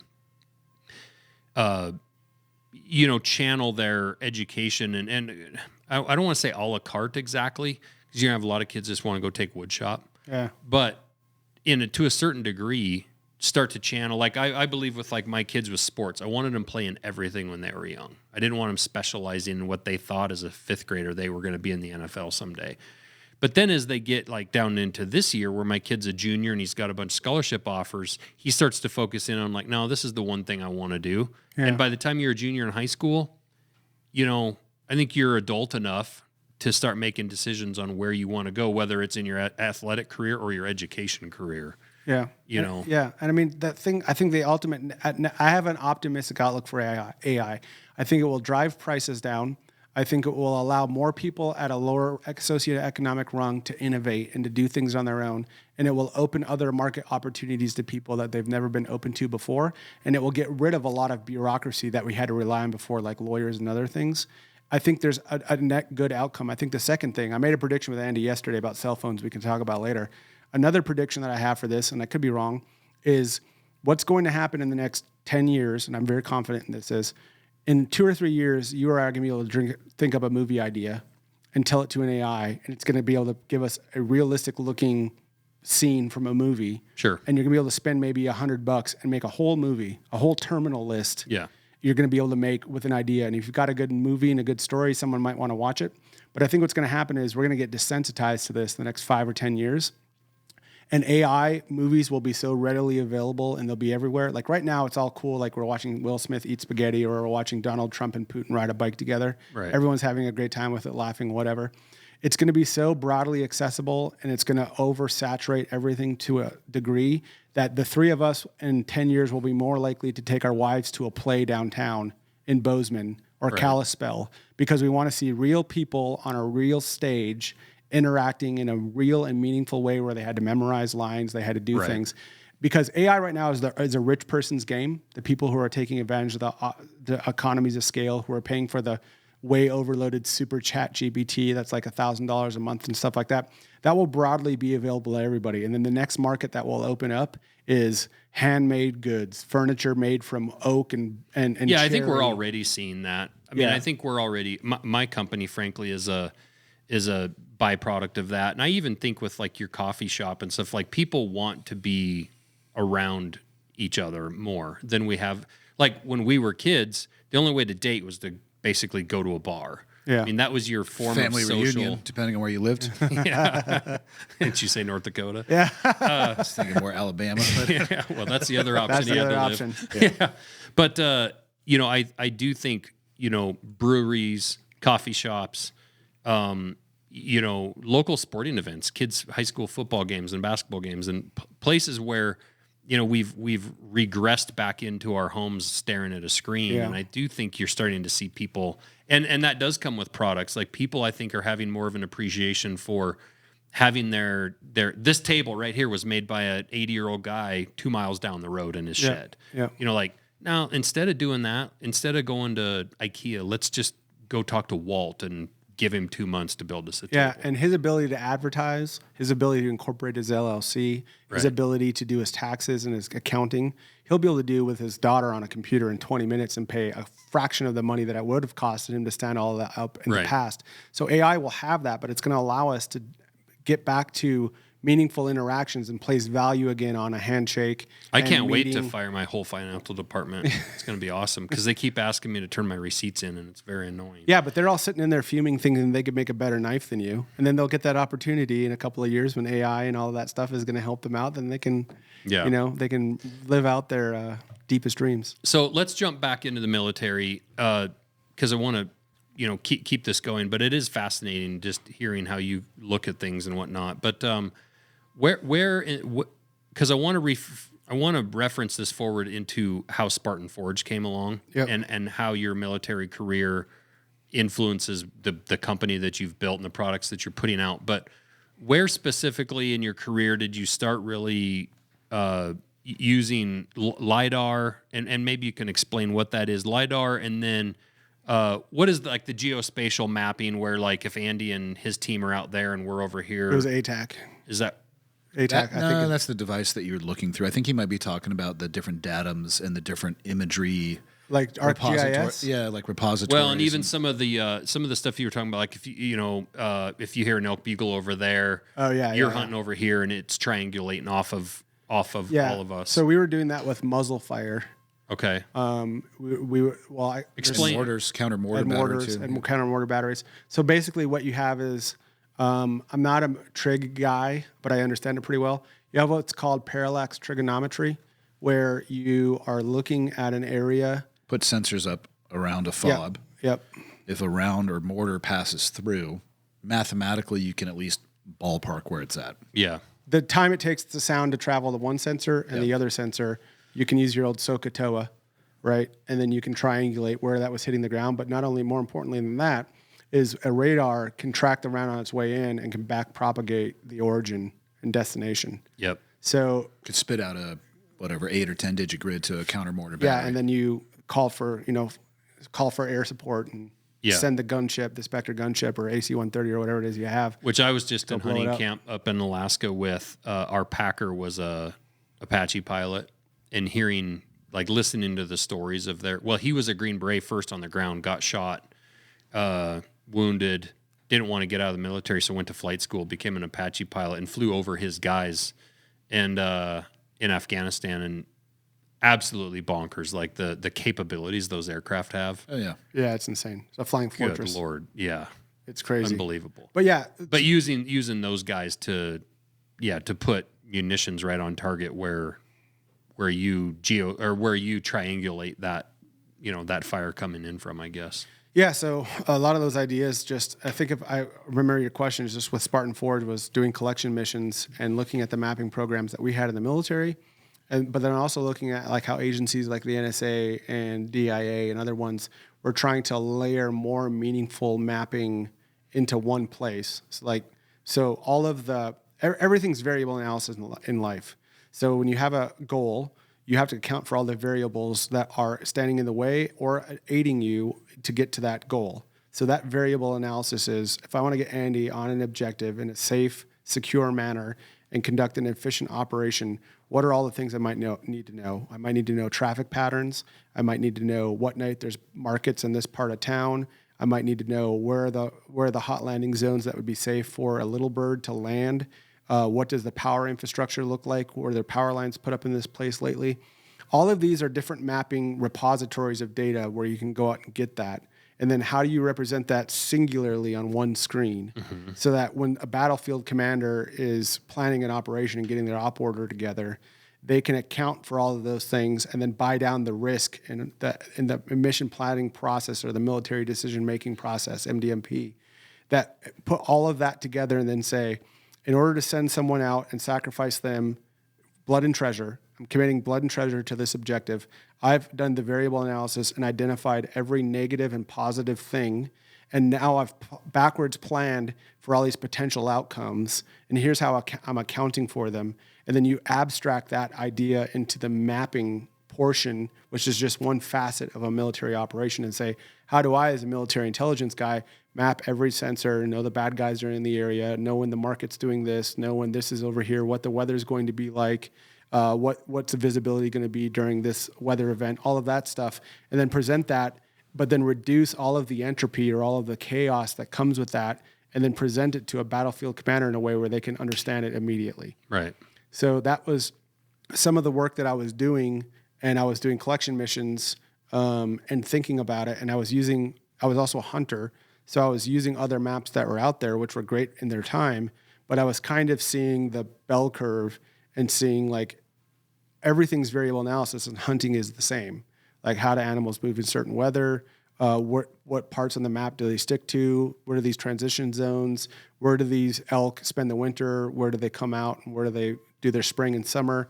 How does weather impact that? How does LiDAR, really high resolution mapping? So my charge that I took on with Spartan Forge, initially I just wanted to make a machine learning company because I haven't gotten to do any of the machine learning stuff that I really want to do here, because I was going to partner with other companies and all of them either kind of undervalued what I was trying to sell or just wanted to make it like a peripheral thing. And they wanted to give me kind of pennies for the work that I was trying to do. And I knew the value of the work because I was trying to sell. I did some of my first mapping meeting sit downs while I was still in the military in like 2015. Yeah. Where I went to a mapping company in the hunting space and told them what I was trying to do. And they just hadn't heard of AI yet. They hadn't heard of LiDAR. They hadn't heard of these things. So it was probably my fault as a salesman for my idea that I didn't sell it well enough, because really, and I think you know this as well as anyone, when you're a CEO of a company, really what you are is a product owner, and you're the what's the best way to say it? You're kind of the representative of the product. Yeah, you're the lighthouse and the main marketing. And you're showing them where we got to go. Like, as much as I'd like to be sitting down and still writing code, I haven't written code in years. Mm-hmm. I'm supervising and looking and making sure that the right things are being made, or if someone has a problem, I can dive into it with them. But I'm not doing that anymore. Really now, it's like, I've moved from being on the masthead to, Well, you mentioned LiDAR. What is LiDAR? So LiDAR is like radar. So radar is radio detection and ranging, which means sending a pulse of energy out. And then using that pulse of energy to, when it comes back, you can measure something like velocity, speed, location, like a cop it's what does. A bat runs off of. Or like what a cop uses when they're using a radar to give you a speeding ticket. LiDAR is just the same property, only it's using light in a different part of the spectrum to map the Earth's surface, and it penetrates vegetation and buildings because are you measuring the reflection coming back from the light off the Earth's surface? Yeah. So the light gets down. It because of its wavelength, it can penetrate canopy. It can penetrate buildings. So when you look at LiDAR, if you're looking at a city, you'll see houses, the foundations of the houses. You won't see the houses. You'll see all of the nuances. But what's important to hunters is you'll see like elk trails. You'll see cow trails. You'll see tiny little spots of refuge where there might be a bedding area on the side of a mountain that's hard to get to. So that gives what an elk wants is security, cover, and access to women. He gets all three of those on this mountain because he's got a leeward wind, because we have that weather data. You've got the LiDAR data showing me where there's a little bench on a hillside. It's less than 20 degrees, which is generally what elk like. And then I throw the slope angle shading, and I throw a couple of other things on there. And now what I've done is I've done that variable analysis for what a hunter needs, and I'm trying to centralize that all in one place so that they don't have to be running all over the place. Like when I was hunting back in like 2013, 2014, I was using like 7 or 8 apps because I like doing variable analysis for hunting just like I like doing it for the military. So I was using a ton of apps, and I was like, I could put this all together. My initial idea was I just wanted to do the machine learning part, machine learning on weather, machine learning on terrain, machine learning on animals. But then I finally got to the point when I was pitching these other companies where I was like, you know what? The hard part is not building a map. That Mapbox is out there. Anybody can ingest Mapbox. Anybody can spin up an environment and put their stack on Amazon or EC2 instance or whatever. That's not difficult. That's what I'm trying to do here is the difficult stuff. So what I did was to create some market discrimination, I put out some of the first like AI models, and then I couched them with historical weather. And then once I didn't get an association with another company, I said, I'm just going to build a map. Mm-hmm. So I'm finally 3 years later on the tail end of getting the map where I want it. And now I'm going to start focusing on AI again. And just the mapping can keep doing its thing. But the stuff that we're going to come out... The AI will be more of that technology within the mapping of like analyzing those maps. Looking at the map, spinning up a state machine to do mapping analysis, telling you where the easiest hike in will be, the easiest hike out. What was the hardest part of starting Spartan Forge when you decide, okay, I'm going to just do my own? The hardest, actually, the most time-intensive part, people might not know it, but I'm actually quite an introvert. I don't like talking. I get exhausted when I do it. But I do it by virtue that I run a company and I need to kind of put out the culture of what we're trying to do and talk about what we're trying to do, so I do it. But the hardest part for me was, the easy part was getting to about 2,000 users, which we did in about 2017. We had about 2,000 people paying for this website that we just built online. And once I got there, I said, okay, now I know there's a product people will pay money for. And now what do I do with this? Do I just bootstrap and take 10 years? or do I go out and get some investment from family and friends Right. and try to accelerate? So I went the family and friends route. I think I pitched the company like 70 times before I got the first yes. And that slog was done, fortunately, while I was still in the military. I was just taking calls after work. But I got 70 no's. Yeah. And what I did was, I think I talked about this with Andy the other day, but I sometimes in some places I have an overabundance of confidence. In some places I have almost no confidence. But I had an overabundance of confidence in knowing like, no, this is where targeting is going. And what you're targeting doesn't matter, whether it's a human, an animal, or an easy route to walk into a place. As technology evolves, hunters will no doubt expect more of that variable analysis. They won't call it that, but they're going to want more in there because their time's valuable. They only get so much time off a year. They only get so much time away from their family or to convince their wife they're going to go scouting or do whatever it is. So I know it's going there. People weren't hearing me or they just didn't think I could do it. So it was kind of like that confidence of knowing I just needed the first yes. And I'd been told that by other investor friends or other friends who had investors are like, you just got to get the first yes. Once you have the first yes and someone's in for 200K, Right. Then what other guys who have the money but don't have the time can do is say, well, I know John. John's a smart dude. Yeah. If John's putting 200K in, then Bill must be good people. Right. And then it was just like, then I just got more investment than I needed. And then it became, how do I discriminate and say who's a good investor and who's a bad investor? Right. I'm still learning that. But regardless, that was the slog for me. Was there's 3 nights a week where I was doing 90 minutes on a call and allowing people to do a full rectal exam of the company, the business, what we were building. That might be why you weren't getting money because you kept pulling your pants down. Yeah, maybe. I mean, super early in the conversation. Andy told me to. Well, He's he like, is an pants down ABC. right away. You have to do the unexpected in business. Yeah. So that was the hardest part for me. And then Yeah. after that, it was learning the marketing aspect of things. Yeah. Took a lot of time. Actually went back to school and took some college courses on it and just trying to learn. And then I figured out the college courses were useless. So don't do that. If you want to get into marketing, don't go to school for marketing. Yeah, I mean, when you start a business as just a regular guy without all the business classes and whatnot, there's the learning curve is incredibly It's steep. exponential. Yeah, and having there were some people that were early on probably don't know that they were as influential as they were. One guy with Evan Hafer. It's not that he necessarily gave me a ton of advice. He gave me some, which was very influential, very, very impactful. Some of that advice is just what not to do, Yeah. right? Like that can actually be more impactful. Like Evan didn't really tell me much of what to do. He just told me a few things that he did that he wished he hadn't have done. Yeah, those are super valuable. That's the gold. Yeah, That is the goal. That's the gold. And then secondly, just by being allowed to be fairly close to a guy like that and be, again, I don't know that he knew how much I was watching or paying attention during a lot of the, I mean, I became friends with Evan after Black Rifle had really taken off, but they were still growing massively. And I was able to just be in the presence of whether it was him or some of the other guys that were involved there, Logan, Matt, JT, those guys.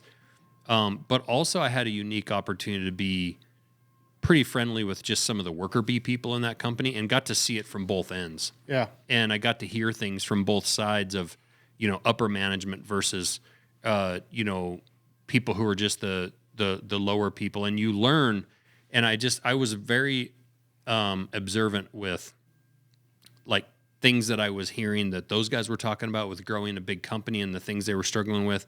And then also getting the perspective from, the infantry guy in that company and just soaking it in and looking and being like, okay, well, if my company starts to grow, here's some things I'm going to try and avoid or try and do. Here's some things I'm going to try to be aware of that, maybe I can avoid some, of the stumbling blocks that sometimes some of these other companies have with their employees. And then there were some other people that were very instrumental in just being able to bounce some questions off. But at the end of the day, you just have to go and do it yourself and figure it out. Yeah. We went through that same iteration with the coffee shop you're going to open, coming up and talking about what worked and what didn't, what we would change. structure, design, architecturally, flow. I mean, like, I got a list, and it's robust of things that I've messed up. Yeah, and it's incredibly helpful. Like for them to be able to, so a couple of my people, and for you guys to be kind enough to kind of open up and just be fully honest about like, here's what works for us, here's what doesn't. But at the end of the day, too, like I've told my people that are going to be kind of running that coffee shop, you can also only bank so much on some of that stuff you learn. Ours is going to look entirely different. Like it's a different valley. It's actually a different customer type. You know, a customer walking in off the interstate versus walking in from like downtown. There's even, I would say, socioeconomic and political differences between Kalispell and Missoula. For sure. I mean, it's a college town. Traditionally, it leans a little bit more blue, which whatever is what Missoula it is. does. Missoula and Bozeman, I would say, lean a little bit more blue in Montana because that's where the colleges are. For sure. And then the fact that we have this knife company and this manufacturing experience and whatnot. So like, it's like, hey, nice to know, but also like we're going to have to also learn our own and develop some of our own tactics and ways that this is going to work for us. That's great. You're front loading that instead of learning it after year one too. You know. Well, what I mean? We did all that for him. Yeah. to have you know, somebody like Andy and his people are great of just being able to even just ask some really simple things about menu and what works, what doesn't. What are just a few? It's like we would have figured them out, but it definitely saves us Why waste your effort and time doing that? First year of because we're still gonna have stumbling blocks in that first year anyway, For sure. even with all the information we've learned. But it does just help cut down on some of the friction for sure. Yeah. Yeah, I mean, I wish I'd had more of those types of people conversations when I first started. My first investors were mostly friends and family. I think I had one guy on the cap table who had run some businesses, but they were in a totally different domain. Mm-hmm. So it wasn't, I asked them questions and I tried to learn, but it wasn't until like year 2 that I was getting access to people. And that's probably when I started talking to Evan too. And my questions for Evan were mostly about about marketing. Right. Like he's built a behemoth He of a knows marketing. the answers about that for sure. And I would make sure, I hope he won't listen to this podcast. Let's hope he doesn't listen to this podcast. I just don't want him to. Tall enough to reach the headphones. I just don't want him to know. Well, Andy started Black Rifle. I'm not sure I did. That's what I heard. Evan's I heard that twice. Many now. people have heard that directly from my mouth. The way that started is I'd get on planes with Black Rifle shirts, and people would say, "Hey, I love your coffee." I'm like, "Yeah, man, that's why I started the brand. Was for you." Yeah, perfect. But Of course, I called Evan. I'm like, "Oh, hey, I might have just messed up, but this is what I'm telling people." And he just laughed hysterically. He's like, "Don't ever stop." Don't stop. But I would literally plan out my calls with him. Like I'd think for 2 hours on here are the questions that I'm going to ask him, and do I need this question or not that question? Because I maybe call him about marketing 7 or 8 times. Mm-hmm. But I was like, here are my plans, here are my thoughts, and then I would work to like distill every question down because I might get a 20-minute phone call with him, and I'm able to tap into somebody who's built a marketing behemoth. Right. Like I'm not denigrating it at all, but coffee is at the end of the day coffee.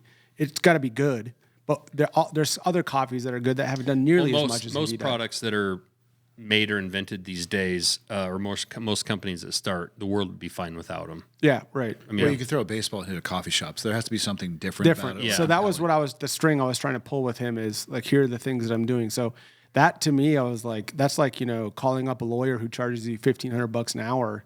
Like I need to make sure I know exactly I can't waste time. I need to know exactly what I'm asking. I'm going to get 20 minutes and then leave them alone for 3 months. At the end of the day, though, and like people listening to this that might be wanting to start their own business, at the end of the day, though, you have to have your own intuition. Yeah. Right? Because, I saw a lot of, I learned a lot of things from Black Rifle. Probably had Evan tell me a lot of the same things he told you. But also we have a very different style of marketing, right? Like there's the way that and there was also a different time period when for sure. when Black Rifle was coming up. If you started Black Rifle today, there might be different challenges. They might have to do it in a little different way, but not as spicy. But at the end of the day, it has to be, you have to use your own intuition and take these little lessons from everyone else and then build your own style of a company. And I'm not talking just you, I'm saying people in Anybody in general. Yeah. Yeah. And, that's actually what's cool about like our board of directors. We only have 3 people on our board of directors, but they could not be more different. We have a prototypical like investment Silicon Valley type businessman, like not a hunter, not from the hunting world, straight up business, has invested in piles and piles of companies. It has a very, very small investment in ours, just because when I asked him to be a board member, he's like, well, I want to have a little, skin in the game. And so we let him invest a little bit back in 2021. I was never extended that offer. Yeah, it's I also have no money to invest, but it's the thought that counts. Well, and what I didn't realize was how much business, I had no idea this business mountain that we were about to climb. And I didn't even know, you don't know what you don't know. Can I ask you a question? Can I stop you? Yeah. Because I want to know the answer and I don't want to forget. If you had been told the business mountain that you were looking at, would you have still done it? I probably would have thought that you were full of shit, and I would have still done it. Okay, well, that's good. I mean, that's good. I mean, well, I don't believe. Yes, I would. I knew it was going to be hard. I just didn't know. You just don't know how much you don't know. But I mean, right. I also looked around and saw other people that built businesses. I mean, I've used Evan as an example. He's just a short guy from Idaho that grew up in a logging family. Like, there's nothing. Do you guys know he never actually was a Green Beret? Oh, yeah? That's what I tell people. Yeah. I don't know if it's true. We're in the Kennedy era. You can say whatever you want. Yeah. Well, I did look at. It's okay, Bill. It's going to be okay. There's a lot of guys like Evan. You take countless other guys that have grown really great businesses or done great things that aren't uniquely, like, specially gifted people or somehow brilliant or whatever. He just didn't quit.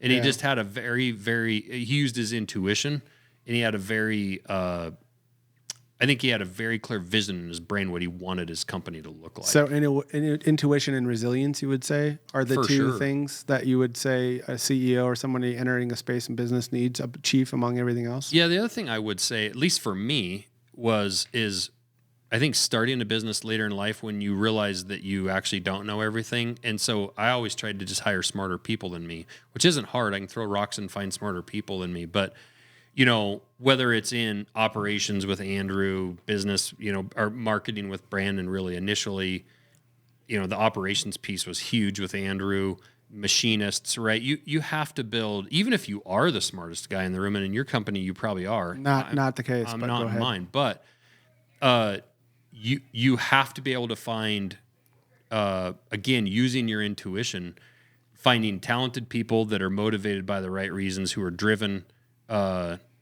and who want to share the same culture, belief, and vision that you do. Yeah. Yeah, and culture. Yeah. I mean, that's in the hiring process. And culture stuff, most of our interviews are about culture-related things. Yeah. That was a big one for me, is like, just, I would not say I'm the smartest guy in my company. I can name a bunch in my company who I think are smarter than me. I think my thing was, and it's burned me a couple of times, so I'm not an expert at it, obviously, but just genuinely finding good people that want the same output as you do, and are involved for more reasons than just a paycheck. Yeah. Like, they actually care about the culture that we're a participant in, and we want to see it move in a positive direction. Yeah, in our interviews, we're actually quite hard on people who interview here, and it's really based around trying to figure out if the guy's, a douchebag or not. Yep. And even asking people introspective questions about themselves. Give me an example of one of your interview questions. Tell us about a time professionally that you completely dropped the ball and screwed up something, and what'd you learn from it? What if they're 19? You made an error. You can still be the 21-year-old kayaking freak. Guy doesn't have enough laps around the sun to professionally do anything that galactic. I'm sure there's got to be something that he screwed up. There's got to be the ability for someone to take accountability. So you're just looking for an answer. You're looking for an introspective answer of any kind. An introspective answer that says, and somebody who's not. I want employees that can walk in here on Wednesday and be like, dude, I completely fucked up. Like, I didn't pay this bill. We just got a 60-day pass notice. You might want to call the guy and tell him, like, hey, we screwed up. But, like, this is my fault. I screwed up. Yep. I'll fix it. And here's how we're going to fix it. And it's like, all right, cool. Like, yeah, mistakes happen. Yeah, we're not going to let that happen again. But you get guys in here that are 35, 40 years old, and you'll ask them, tell us about a time that you professionally, dropped the ball on a project that you were given. and they cannot figure out a time that they made any mistake whatsoever. Oh, no. Now, if you ask them, No, you're misreading that. They 100% can think of a time. well, sure. They can't think of a time that they're comfortable sharing that with you. That they're, Or they're a sociopath who's never done introspection. Or they will start to tell you about a time, and then they tell you everyone around them that dropped the ball. Yeah. As to, Well, it's there's like, no well, bad leaders, only bad teams. Jocko wrote a book about that. yeah. I think. It's Yes. called It's called Extremely Limited Pass Off Ownership. Leadership. Yeah. I was going to write the book to fuck with him, Extremely Limited Ownership. And it was chapter 1 was going to be no bad leaders, the only bad teams. Chapter 2 was going to be nobody told me that. There was a bunch of other chapters I was going to go down. I thought Yeah. Seal would say like extreme bonerships or something like that. Extremely Limited Ownership. But it is interesting when you start to hear it's like, you know, Bill starts to give this answer and it's like, well, I tasked this guy to do this and that, and then they didn't. And it's like, well, what was your part in that? And it's like, well, I probably should have kept better track of Bill. Like he wasn't doing this or that. And it's like, no, you know, it's interesting how people just, now if you ask them, you will follow that right up. We always tell them, like, tell us your hero story, highlight like what you're going to hire, we're going to hire you off of. Everyone has that one ready to go, Right away. queued up. Yeah. You know, What if you don't have one of those? You're like, cool. Can I come back to you tomorrow with that? if you're Andy, you walk in and you're like, actually, I don't know why you would hire me. That actually is probably what I'd say in an interview. Like, I got a calendar alert to be here, so I'm not sure what we're talking about. You guys seem to be pretty cool. I feel like I'm okay. Let's do this. I like knives. I will say the veterans tend to be much more like, just as a subset when we interview, guys are more willing to take ownership and can say like, well, hey, I was tasked to do this or that, because that shocking. culture. Depends on it depends on where in the military. I wouldn't say that. I would like to believe that that's military writ large. It gets easier as the units you're working with are smaller, and you are literally relying upon people Teams. you know. Yeah. Teams you know, small. I mean, that's tough at hundreds, if not thousands, of people large. Yeah. Yeah. I had Matt Graham on recently, and Who's that? Aries watches. You're wearing one. Oh, yeah, Matt, yeah. Unbelievable. You happen to be wearing one of his watches right now. Go ahead, whoever does this, make a clip of that, which I'll send to Matt. Or I'll do it. Not a big deal. He was talking about. I'm actually just going to cut out this entire part. You won't even know. Well, I think you guys are going to appreciate this because I'm not a CEO or a founder of anything. But in talking with him, he was talking about the I challenge. disagree. I mean, running Don't your you coffee own a shop, coffee shop in Kalispell? That's just because I it has own. Black Rifle's name on it doesn't make it yours. Here's the point. You'll understand this when I say this. All of you have created a business that didn't exist before. You are the founders of the business, like Matt with Aries, right? There are many watch companies. His is his expression. He is struggling, and I think you guys will always have this struggle to find anybody who actually cares as much as you do. Mm-hmm. It is impossible because the founder sits in this ultra unique role. And I think Evan, in all of our relationships with him, we've watched him. I've watched him navigate the private space, the public space, bringing in people. And if you kind of reduce down a lot of the struggles with it, it is the person that you put into this role. You want them to care as much as you do, but they never will because they're not the founder. I think you guys will always bounce up against that. Yeah, regardless of the but interview I think process. I think it would be, I disagree in a way because I'm never asking anyone here to come in here and care as much as I do as the owner. Like that would be, I think, unfair.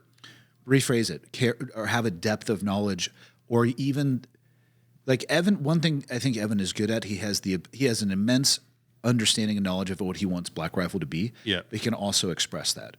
Yeah, you know what I mean. Like, and you cannot be replaced by somebody here and have them have the understanding of what branding means to you or what you would want to grow it to and evolve it to. Or, you know what I mean? Like, it's just a unique role that founder is in. Yeah, and I do think you can develop that care, that level of care. Let's say the CEO or whatever, the founder is a 10, and most people you hire at a 5 or a 6 or whatever. You probably grow it to an 8. Yeah, and but that can be grown. I mean, if you saw the meeting this morning that we had for an hour downstairs, every Tuesday meeting, we have an all hands meeting.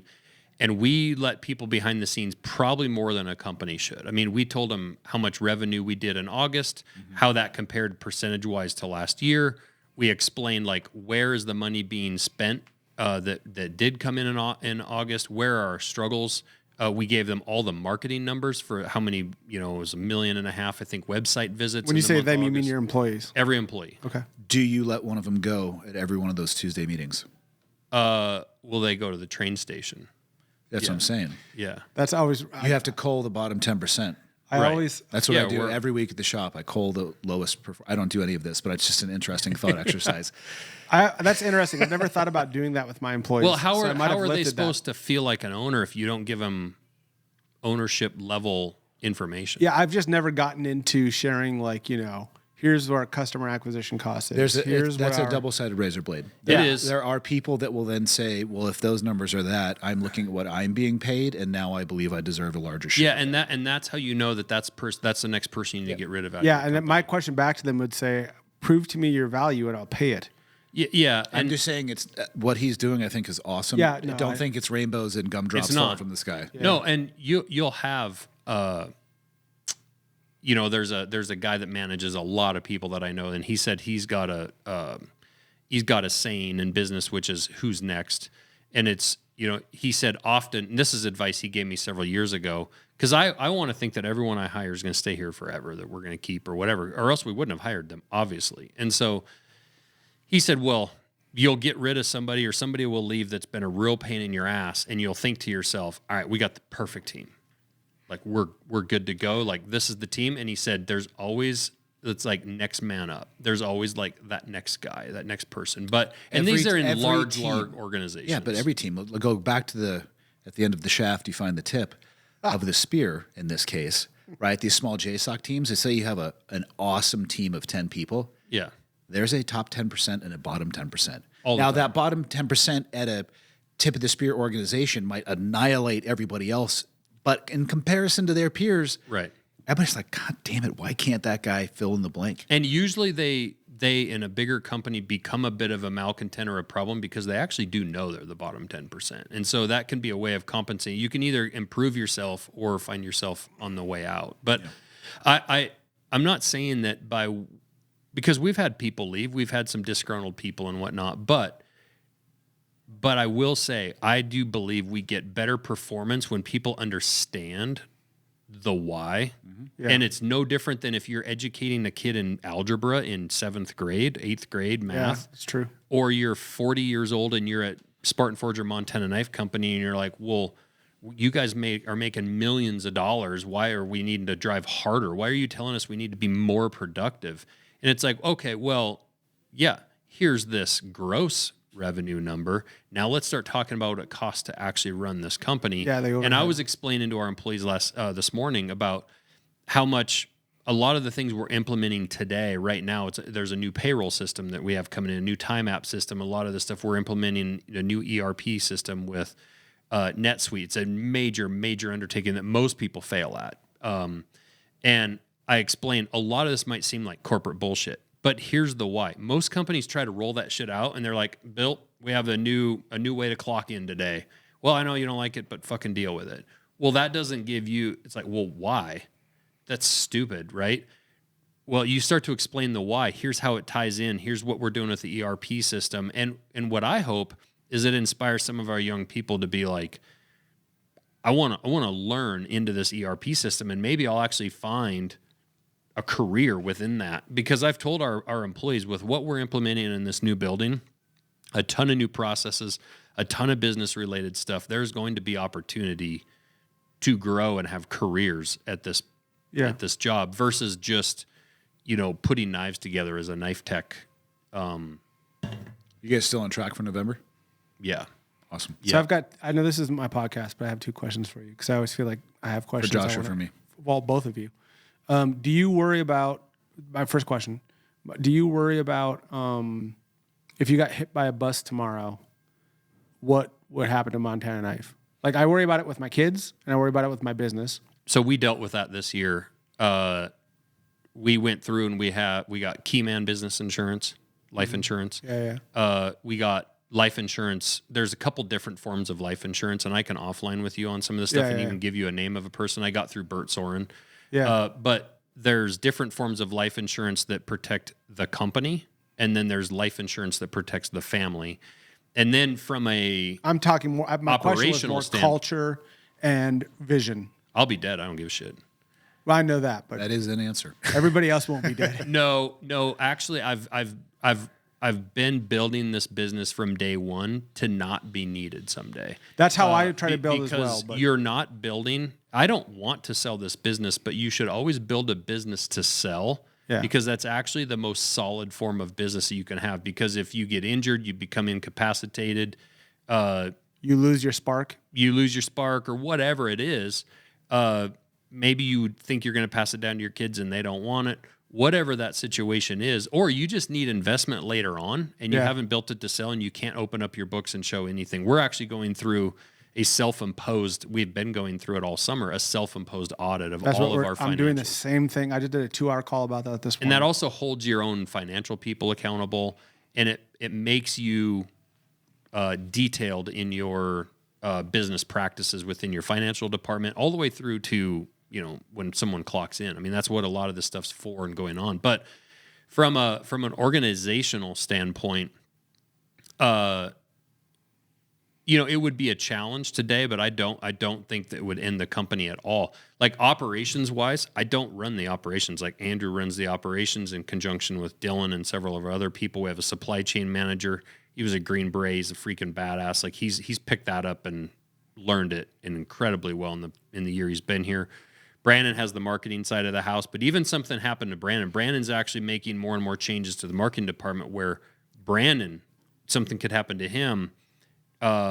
We just went on elk hunt in Alaska and turned over all the marketing to the team, for 10 days. Like here's the plan, lay it out, execute it. So every facet of the business should be able to lose someone and not kill the business. I mean, I'm not saying it's not going to affect it. Yeah, I mean, I'm certainly trying to build my business that I become useless. But if you don't include, and this is another reason for sharing knowledge about the business deep within your company, is they then understand the goal, the mission, whatnot. Let's say you're in a car accident, you're just in a coma for a month. Yeah. Right. They understand the mission, the goals. Our drop calendar is mostly laid out through the entire year of 2026. Like everyone knows the mission. It's execute. Yeah. That's one of the things I did too, was all my ideas. I have like a little green military book. Most military guys would recognize them. Just like a Skillcraft green military book.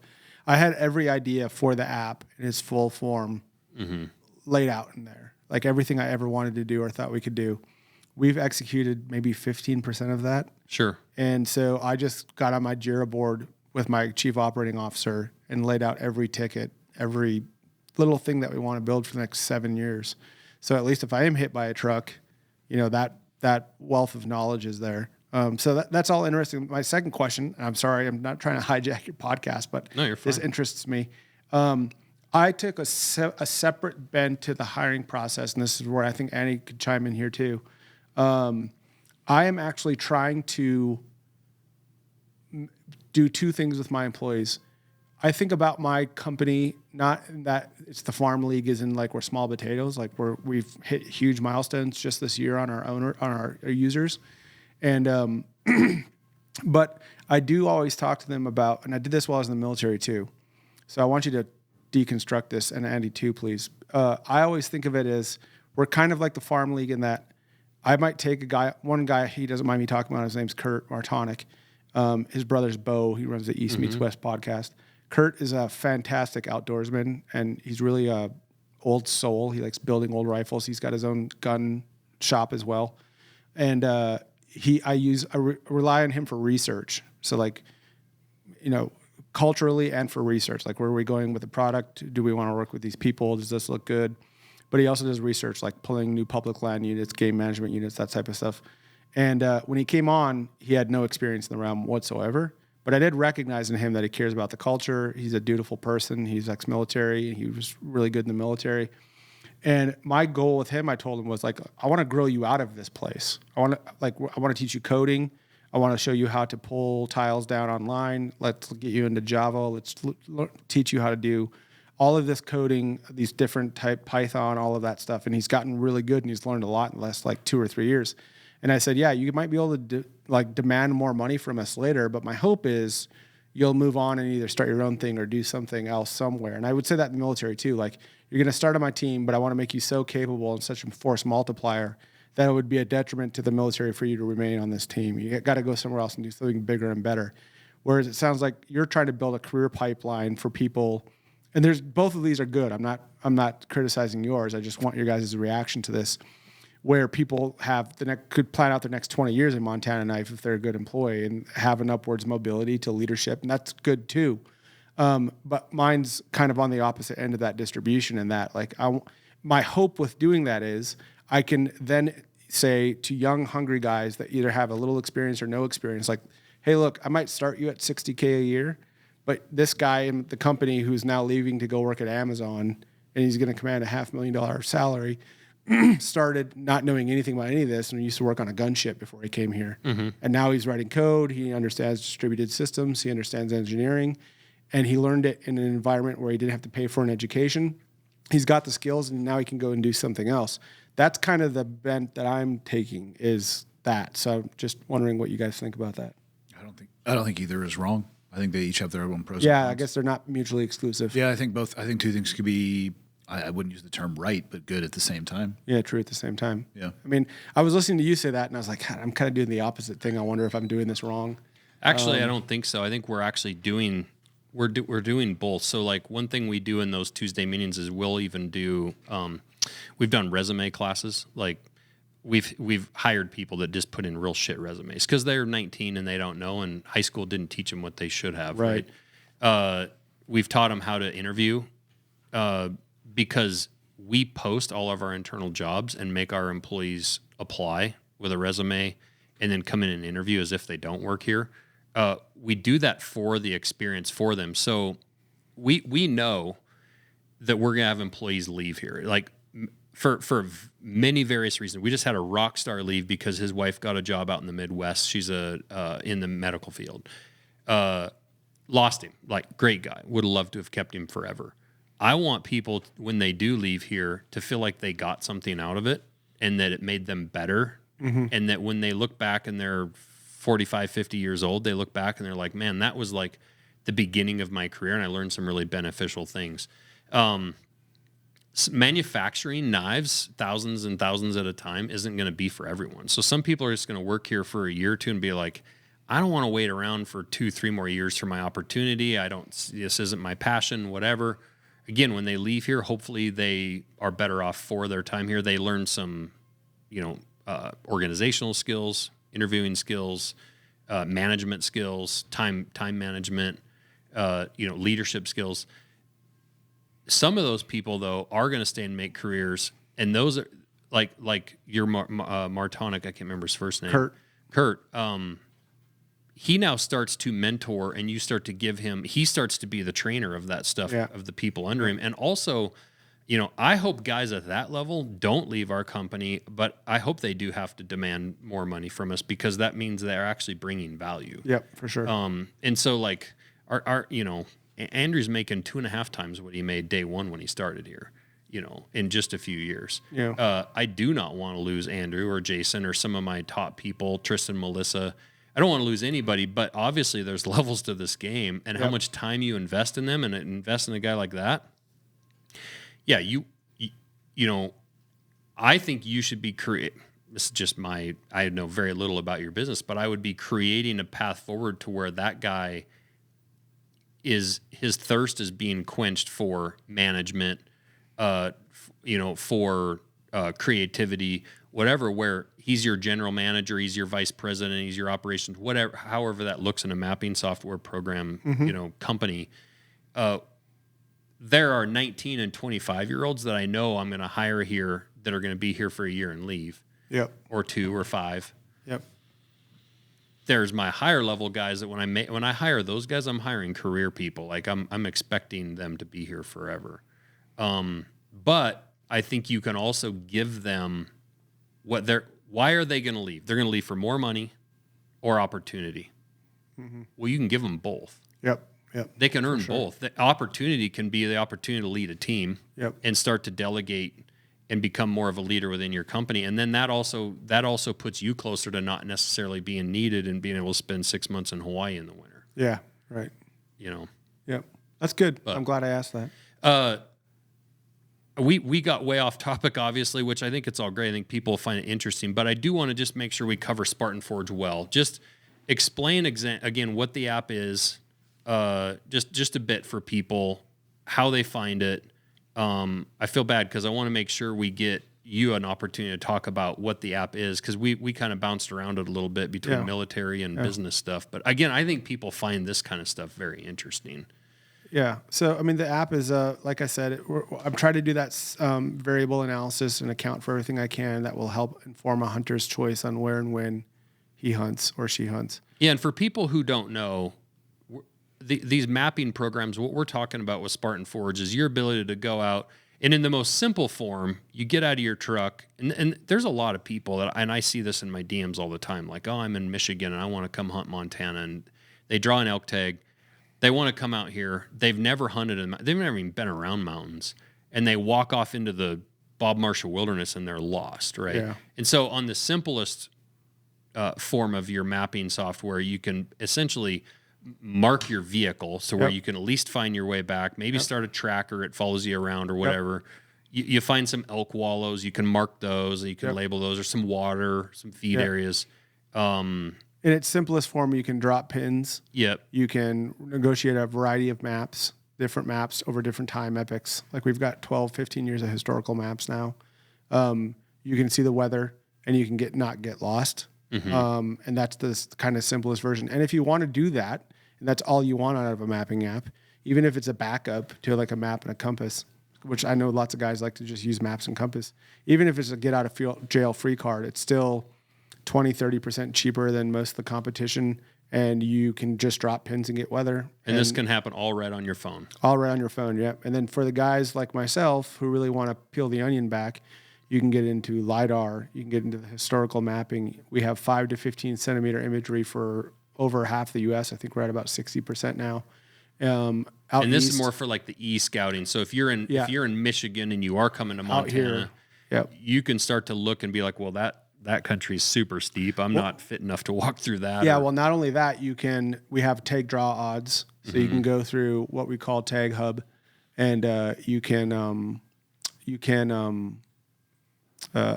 look and see where you want to draw tags, where your highest percentages of doing that are.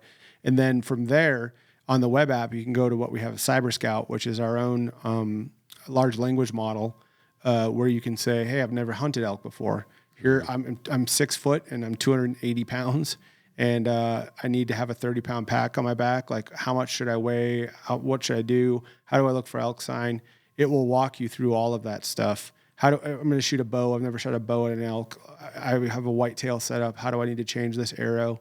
All of that, it'll take you through all of that stuff. And then you can say, I'm looking at this map. Here's what I'm seeing. What can I look at from digital scouting? So it can help inform you so that when you are out here, you're more intentional with the boot leather that you are burning, and that you're scouting and you're doing that type of stuff. And so it's more all-inclusive, like learning, in the military, we always use the term soup to nuts, like from the appetizer to the dessert. The full range. Instead of just the mapping and pins, you can get to the education piece, to the tag draw odds piece. You can look up historical weather. You can do journaling. We have a feature called Blue Force Tracker where you can, if Andy and I are hunting together and we're doing digital scouting from across the U.S., we can mark pins and they'll show up on the same team together, and they're automatically being uploaded. Or if he goes out and does some scouting, or if he's flying with his helicopter and sees a herd of elk, he can take a picture of that herd of elk, he can drop a pin, and then I can see exactly what he's seeing inside of the map. So when I get out here, we're kind of doing that battle space deconfliction. And then from there, you get to the execution piece. And then after, I've never quartered out an elk. Cyber Scout tells you how to quarter out an elk, what you can do. You can save those notes for when you're in the field. And then there's a lot more, the LiDAR feature, the historical mapping feature. We're building Apple CarPlay right now. There's just a ton that we're doing because we finally gotten to the point, like I said in the beginning, I wanted to put out a few features that weren't being offered by any competitors. Once we had those few features out, if we're not partnering with another competitor, which I try to do, then we'll build our own map. Now we've got the map to a point where we're happy with it, and it's kind of its own snowball that's gathering momentum. Now we can go back to building the cool guy features that people have never heard about. And some people won't use them. Like the last time I looked at the metrics, maybe only 25% of our user base is using Cyber Scout. Yeah. That's fine. but it's not like a ChatGPT or a Google, whatever they're calling their AI engine now. If you ask it how to build a SOP Mod 2 rifle, it's going to take you through how to build a SOP Mod 2 rifle. Yeah. If you ask it how to calculate MOA or the difference with mil or rads or like how do I do this type of stuff, it'll take you all through that stuff. Like if you ask, ChatGPT how to do it, it'll say like, what state are you in? I don't think I can answer that question. Or here's some resources you can go and read. We'll just tell them. But then we also have it expertly curated by our own pro staff. So like guys like Aaron Snyder, Levi Morgan, they put their own, they've wrote us their own documents that we train the model with. Yep. So you're getting questions answered by hunters and not just by the internet, which is what you're getting when you're using these larger ones. Right. So whereas I would say like the ChatGPT to help you get ready for a hunt might be like a 30% solution, I would say our knowledge base and the recall and its abilities is more like a 70% solution. Then we're integrating that with our maps too. So when you're looking at a map, you're going to be able to ask Cyber Scout, what spots do you care about on the side of this mountain? Where would you place a trail camera? How would you hike into these spots? And it will be able to show you. So we're working on that too for release next year. So now we're finally getting, when I first started the company, I talked about stuff like the precision location based on sound and that type of stuff. All of that had to take a backseat to getting the mapping stuff up to par with everyone else so that people could just rely on one app instead of having to pay for two. So yeah, and the part of the reason I just wanted to, as briefly as we could, cover your military background is just to, I think you're uniquely, unlike some other businesses out there, you're uniquely qualified from a CEO standpoint. The fact that you have so much on the ground knowledge and experience, it's cool knowing like your background. I think for listeners to hear what you did in the military, and again, we barely the tip of the spear on that. As far as we just tip of the iceberg on how much you've done in the military and how much that applies to what you're doing today with Spartan Forge. But people know when they're using that app, when they're using Spartan Forge, that there's truly, I don't know, you don't like it when I use it, but there is a genius behind the building of this app. And so if you're a hunter out in the field, you can truly have confidence that like the information that you're pulling from that device is coming from a place of expertise. Yeah, I mean, I certainly would say I've made a ton of mistakes, and I try not to learn them twice.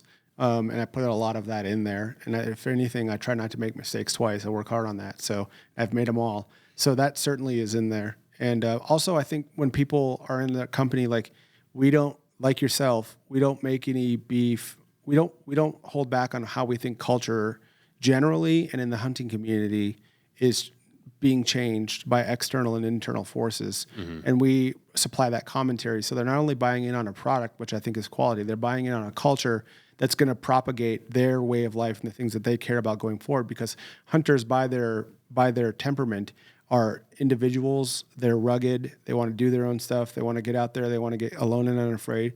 And they recognize, at least if they can't say it, they at least know at some level of their being that this crazy experiment really only happens here. Like you can't be in England and just hit tens of thousands of acres of public land with firearms and just go out there and get alone and unafraid and lost, or in Russia or really anywhere. If you're rich, you can still do it in those places. Yeah. But here you can be making $15,000 a year. You can be the son of a waitress at a trailer in North Dakota where I came from. Right. In this country, we afford people the opportunity to climb the economic ladder. And there's things like the military, which are great force multipliers and allowing people to do that, to learn in a place and then abstract those lessons out and make something of themselves. All of those things are uniquely American. I can tell you from living in Eastern and Western Europe or in Africa or being in the Middle East, that this is a crazy idea that wouldn't even occur to some of these people. That some kid that was living in his mom's trailer, surrounded by people in jail and whatever else, could join the military and then have this ladder of mobility. And that's really what our culture is all about of the company, is recognizing that the individual wants to provide for his family. I don't ever feel better than when my kids are eating a backstrap from an animal that I killed. That sense of completion, knowing that we're participating in creating memories for a father and son who are doing their own first trip and helping them get out of Dodge safely or doing whatever they got to do. And that we will always be a proponent for individuality and the flourishing of this culture, because it's so rare the world over. I think Andy could probably buttress me on this. Like, it just doesn't exist anywhere else. even in Canada. Yeah. It's not there like it is here. So I think it's worth preserving. I couldn't say any better than that. Yeah, no, that's awesome. I do have one request. Can you make all the Montana public land look private? Sure. I'll get on that. Okay. I might just do it for your app, but I tell them it's the best aviation app designed for hunting. Yeah. I use it for flying more than anything. I mean, hunting season is obviously limited where we live. Right. But holy cow, like there's a primary flight software which you're learning aviation for flight, industry standard for sure. But you'll run into the limitations of it real fast. Mm-hmm. And then you're going to look for another solution. And I'm telling you right now, especially rotary wing, it's good to go. I've had engineers reach out to me saying that they're using it now for scouting for engineers for deploying their people, EMS crews, if they really want to look. I mean, one thing about satellite imagery is it can be very historic. You need to take a look at how old the imagery is. Sure. The UAV stuff, same thing, but you can just dive into this level of granularity. I just did my refresher training in the helicopter. My instructor came down, and I was showing him how much you can zoom in, because oftentimes they'll just do a quick snapshot on Google Earth. Right. Hey, can we see anything? This is where we're going. I'm like, look, and his idea was that this needs to be pitched to and deployed to EMS, specifically life flight crews. Yeah. I don't know if you guys know this. There was just the Missoula life flight crew just wadded up a helicopter In Lincoln. in Lincoln. My hometown. oh my goodness. And everybody got out of it. Okay, it's an inherently dangerous job. I have nothing. I know nothing about the pilots. It's inherently dangerous, but I believe they struck a tail rotor on a street sign coming They in did. at a landing. And Yep. on a satellite image, depending on the angle of the sun, you may see the shadow of that. You may not. UAV image, you might be able to zoom in more. And it's just another tool, because they came in on goggles as well too. So at nighttime, so they're limited in their visibility. And what people don't know about Lincoln, a lot of those parking lots around there, there's combination of asphalt and then just dirt lots. Yeah. And so then they get a ton of rotor wash. And you're blown coming up, in blind. And it's at dark. And they probably never come in there, so they need every situational awareness tool that they can get their hands on. That UAV imagery is ridiculous. You just like, oh, okay, you're used to it pixelating at some point, and it keeps going and going and going. That sign's been there since the early 90s because I hit it. Yeah. I mean, We used to plow snow in those I'm not so lots. sure it's there anymore. It actually still is, but it's got a hell of a crease in it. I have a picture on my phone my dad sent me. Don't hit things with spinny things. yeah, I mean, I get to the level of analysis on that imagery where I can see deer. Yeah. Like I can count the points on a deer. But that helps. Again, I've never flown EMS. I don't have the experience to fly EMS. I've talked with people who do, and they, a lot of the times, are going in blind, literally Yeah. and metaphorically. I mean, Yeah. they can obviously see, but they're getting snapshots, and on goggles, depending the direction you're coming in at, the illumination, light can play tricks with you. And I think they were basically coming right down on top of it. You would think you would see it, but shit happens, and you don't always. How amazing would it be to be able to identify that before the blades are spinning? and all the UAV updates every 6 months about. Yeah, which And is way faster than sat imagery. And then the other thing what we've had reached out to, and I've talked to Andy about this because it was guys who heard about us through Andy's podcast, was there's a police force in Tennessee. Their whole force is, we gave it to them all for free. Their whole force is using Spartan Forge for three things. The imagery, and that's like cities. We started with cities. Cities we have on lock. If you're in a major city or even a minor city, like 5,000 or more, it's going to Kalispell be. has UAV. Yeah, Kalispell is all UAV. You can zoom down to the nth degree and you see everything, but then it has the property, so you can know who owns which property. So you see someone knocking, they use it for someone's breaking into the back of a house or whatever. But then the last thing that they use it for, which was really cool, which is why I gave them all free accounts, was they use Blue Force Tracker, and they just put Blue Force Tracker over their whole city. And so whenever someone's like, hey, I'm over on the corner of 8th and Figueroa, and I'm seeing this here, they'll take a picture and drop a pin, and then the person back at the desk sees right away what they're looking at. Yeah. Because they're using Blue Force Tracker for that. So when we have EMS or emergency personnel reach out, we almost always give them free accounts, just because they'll tell other people or whatever. Yeah. And also just knowing, you always get those stupid, in business, you get like, what is corporate responsibility, corporate social responsibility. Like that to me is corporate social responsibility. Like we're giving a free service out to people that's going to help, our firefighters, EMS, Right. emergency personnel, police. So that's a good thing. Yeah. No, it's awesome. No, it's been cool. I mean, we've had a lot of conversations over the past. It's been neat. I first met you at the Park City. Well, no, not Park City. It was Utah. It was in Utah. I'm just trying to think of the name of that ski hill. But you were staying in the house next door, and Sloan brought me over there. Was that the year that guy fell off? Were you there for that? That was the year before. Did I ever tell you that? About Fell that? off what? My daughter and I were walking into Off a balcony. a restaurant, and there was a group of guys, my 18-year-old daughter, Tyler from Archery Country, and a couple of other guys Kurt was one of them, was walking into a restaurant, and we were meeting some friends there, and you were there. We were in there eating. You were there with Dudley, right? Yep. And so I saw them on the way in. These guys were hooting and hollering from like a second-story balcony, like partying their asses off. Yeah. And I told my daughter, I was like, "You ever get in a party like that, like leave, because they're either doing cocaine or something, like some craziness." I don't know if they were doing drugs or not. I'm not saying that. I'm just saying it was a wild party. Okay. And so we go inside, and then we're getting ready to leave, and I stopped to talk to Josh and Dudley on the way out. And Kurt runs in. I don't know if you remember this, and was like, "Hey, you need to get outside right now." Or maybe as I was walking away. I think you were walking away because the waitress came over to our table and said, "Hey, if you're a little squeamish, don't go out the front door." Yeah. So I run out, and there's a guy laying in a 6-foot puddle of blood on the ground, and no one's doing anything. On pavers. His friends are running around like going nuts. I'm not speaking ill of them, but most they were people probably don't know what drunk, to do, and they yeah. were just flipping out. So I immediately get down there, and there's a nurse who showed up right after me, and I was like, "Hey, get his airway open." I couldn't get a pulse. Yeah. And I sat there and I scooped his tongue because his tongue had fallen to the back of his throat. The nurse was holding his head, and I sat there and did CPR for like 20 minutes. Yeah. And I don't know if you've ever done real CPR. Oh, no, you're done. You're cooked after that. It was one of the most exhausting things in my life, and I don't know where I got the energy to do it. Past 5 minutes, I was like, "Oh my God, I got to get in a better shape." Did he live? And so what happened was we ended up getting a heartbeat back, and then the chopper, the life flight thing, came in and got him. And the next morning, his family got to get out there and say their goodbyes, and he died the next morning. And his wife ended up later writing me like a really nice letter, like, "Hey, his friends told her what happened." And she's like, "You did that CPR, and that was the only reason we got to say goodbye to him." And she sent me like a nice picture of the family and the kids on the letter and stuff. And it was just like, he had like 2 young kids. Yeah.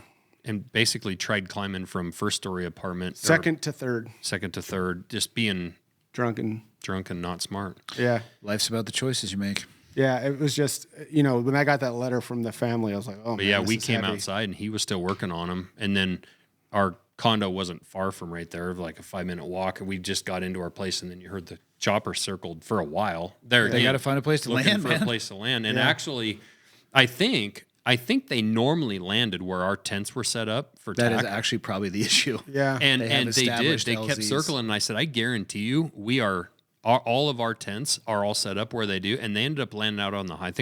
I was going to say, I bet you they stuffed it on a road. Yeah.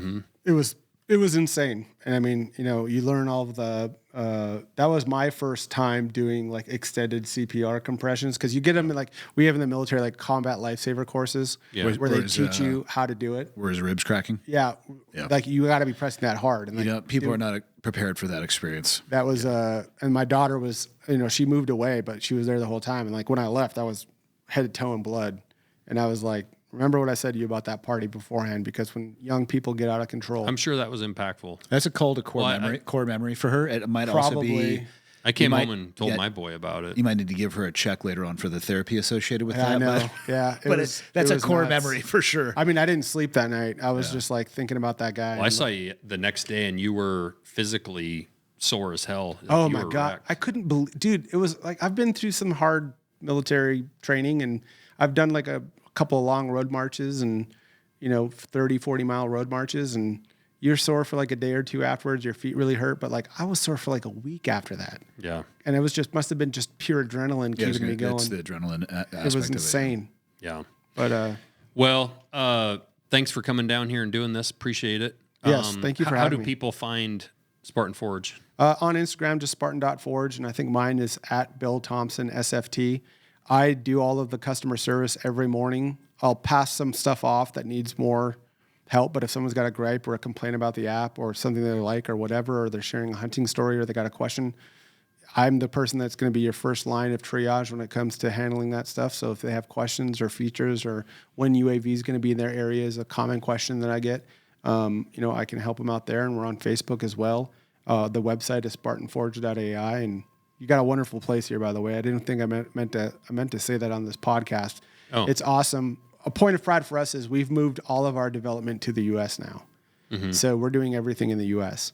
And that was just recent. We were at about 20% was overseas, and it was Western Europe. So it wasn't like Pakistanis or the Chinese, but it was Western Europe. And that was a tremendous lift for us, but it was important to me. And I got echoes of what you guys were doing here, and you today talking about moving all of your stuff in here. And that just to me is another part of the culture. Like, I am the only software mobile app. I mean, there aren't many, period, that aren't doing most of their development overseas. And it might be the head shed is the only part that's in the U.S. But I took that page from your book because it's impressive, the operation that you guys have here, and what you're doing is awesome. And I appreciate I hope that. more hunting companies follow your lead. Yeah, no, I appreciate it. Well, it's cool seeing what you're doing, and I think there's handful of people that are that take the leap and go out, and you're one of them right now that are I've been watching you build this thing from 4 years ago or whatever when we first met to today, and the point is it's not doesn't happen overnight. No, and I actually do believe a little bit more in a certain way. Like, not every business is the same. So yes, we haven't taken on any big investment. Like the little bit of investment that Dick put in, didn't move the needle from a dollars and cents standpoint. It wasn't about that. But, we kind of made the choice to try to grow it a little bit slower and keep it. Though I understand why people, and I was actually just having discussions with Dan Holloway, with Drinkin' Bros podcast, and with their new alcohol brand that they just launched. And we were talking about, they've been spending like the last year looking for investment and whatnot, but a lot of the investment that comes along comes with a heavy price on the back end. On the back end with giving up equity. And he said, well, we just decided, it's Hard AF is the name of the drink, but he's like, we just decided we're going to grow it a little bit slower and try to keep that. And that's that advice that Evan had given, was like, keep all the equity you can, though I understand why people have to give up some equity along the way for certain types of business. Some types of business take a hell of a lot more money up front than others. Yeah. You can bootstrap. I was able, fortunately, with the kind of product I'm offering, to bootstrap it at a much smaller scale and just build. I've had a couple of venture capital people reach out in the last couple of years, and they want it all. And so I did friends and family in our first round, and we really have only done one other round since then. But I mean, I'm not saying all venture capital is bad. Obviously, some of it's good. The ones that I've dealt with, I mean, they just they want it all, and they'll give you a ton of money for it, but they want it all. So Kip Folks is one of our board members. He was, co-founder of Under Armour, and he told me, so many of the VC money people they're professionals, right? They market themselves, and they'll say a lot of the right things. And then he said it's a lot like catching a tuna. He's like, a lot of people get a giant tuna or a giant marlin to the boat. They even get it halfway in the boat, but actually getting it on the boat is a small fraction of those people. And that's generally what you find is, I think you get right to where you're about to put that thing in the boat, and then but hey, there's this. Yeah, right at the end. Read this document with here's this piece, and you have to have the conviction to say, no, that's not how that's going to go. Now, again, it depends on the situation people are in. I don't begrudge people that do it. Sometimes that's literally that $1 million that they just brought in was worth 30% of the company because it saved the company. I mean, you can't be stupid either. Yeah. It's and you mentioned his name, so I'll say it. Like, Dick's been awesome. I talk to him pretty much monthly or some more, and you made that introduction, and he's just been a wise sage of prudence and advice and that type of thing. Well, and he was the reason I gave up that little bit of equity early with him was I realized he was just offering advice along the way for about a year. And I started to realize how much we don't know. And it was almost a price of giving up a little bit of that to keep him involved, to have that to be able to pick up the phone and call that guy. So valuable. And, oh my God, would I have wanted to give up, 20, 30, 50% of the business for that? No. But that few percent that we did give up early on has been huge for us to be able to call and sometimes just have them say, you know, like, nope, your intuition's right. Do what you're doing. We've also, it's interesting. Like I say, our board meetings, you couldn't find two different people more different than Dick and Kip. Yeah. Like two completely different guys. I don't know Kip as well. I know him somewhat. I've stayed at his place up in Pennsylvania before he sold it. But they're totally different. But I love that on a board because you get way different perspectives, different life experience, different business experience. And there's been a lot of times that Brandon and I mean, it's funny because we've had some meetings here lately where we've been able to almost say a little bit of like, I told you so, but like there was some stuff early on where we were told like, nah, you can't do it this way. And I went against the board's advice and was like, well, this is how we're going to do it. Because ultimately at the end of the day, you also as the CEO and the founder have to have that conviction where you even sometimes tell your own board, well, I believe I don't agree. Like we're not Pepsi, we're not Under Armour, we're not whatever. Yeah. We're this. To a certain degree. I mean, there's been a lot of advice and there's a lot of things that's nice because they also just make you aware of potential hurdles on the horizon that you don't know are coming. And I have found myself halfway over a hurdle where I go, shit, they were right. This was, they said 2 years ago this was coming and sure shit, here it is. Yeah, here it is. But it's nice to have that of like, you're recognizing that hurdle as you're approaching it and being like, oh, this is what they were talking about a year ago. Like, oh, cash is going to get tight. You know, when you're early in the company and you don't have a lot of overhead and you're building a bunch of cash and you're like, how is cash ever going to get tight? We have like $1 million in the bank. And then you realize like $1 million is nothing. Yeah. It'll come. Yeah. So, yeah, it's interesting. But good job. Congratulations. Well, and day is young. We'll see. Yeah. Well, I tell that going people about MKC too. It's like the stress begins now with having this new building. And 26 is a big year to just get through for us. But yeah. Well, I think good things are coming. If that chairman can lower the interest rates, it'll get even better. that would help. That would help. That'd be nice. Got anything to add? No. I've actually been thinking this whole time, where does the apples and oranges reference come from? Has anybody ever tried to compare apples and oranges? Or why would they? It's had free real estate in my head ever since one of you mentioned that at the beginning. Where does it? What's the origin of that? I don't no clue. Would think It's ridiculous. Why would you ever compare the two? I don't know. Maybe that's why you shouldn't. That's what I've been maybe thinking. they're That's the saying point. you're comparing apples and oranges. That's you're dumb. an idiot. I'm just saying, you asked me if I had anything to add. I'm just being, this is my inside voice. This is what I've been thinking about while you guys talk. Well, with that, email your answer to Bill Thompson. Yeah. All right. And I'll forward it to Andy. Thanks guys.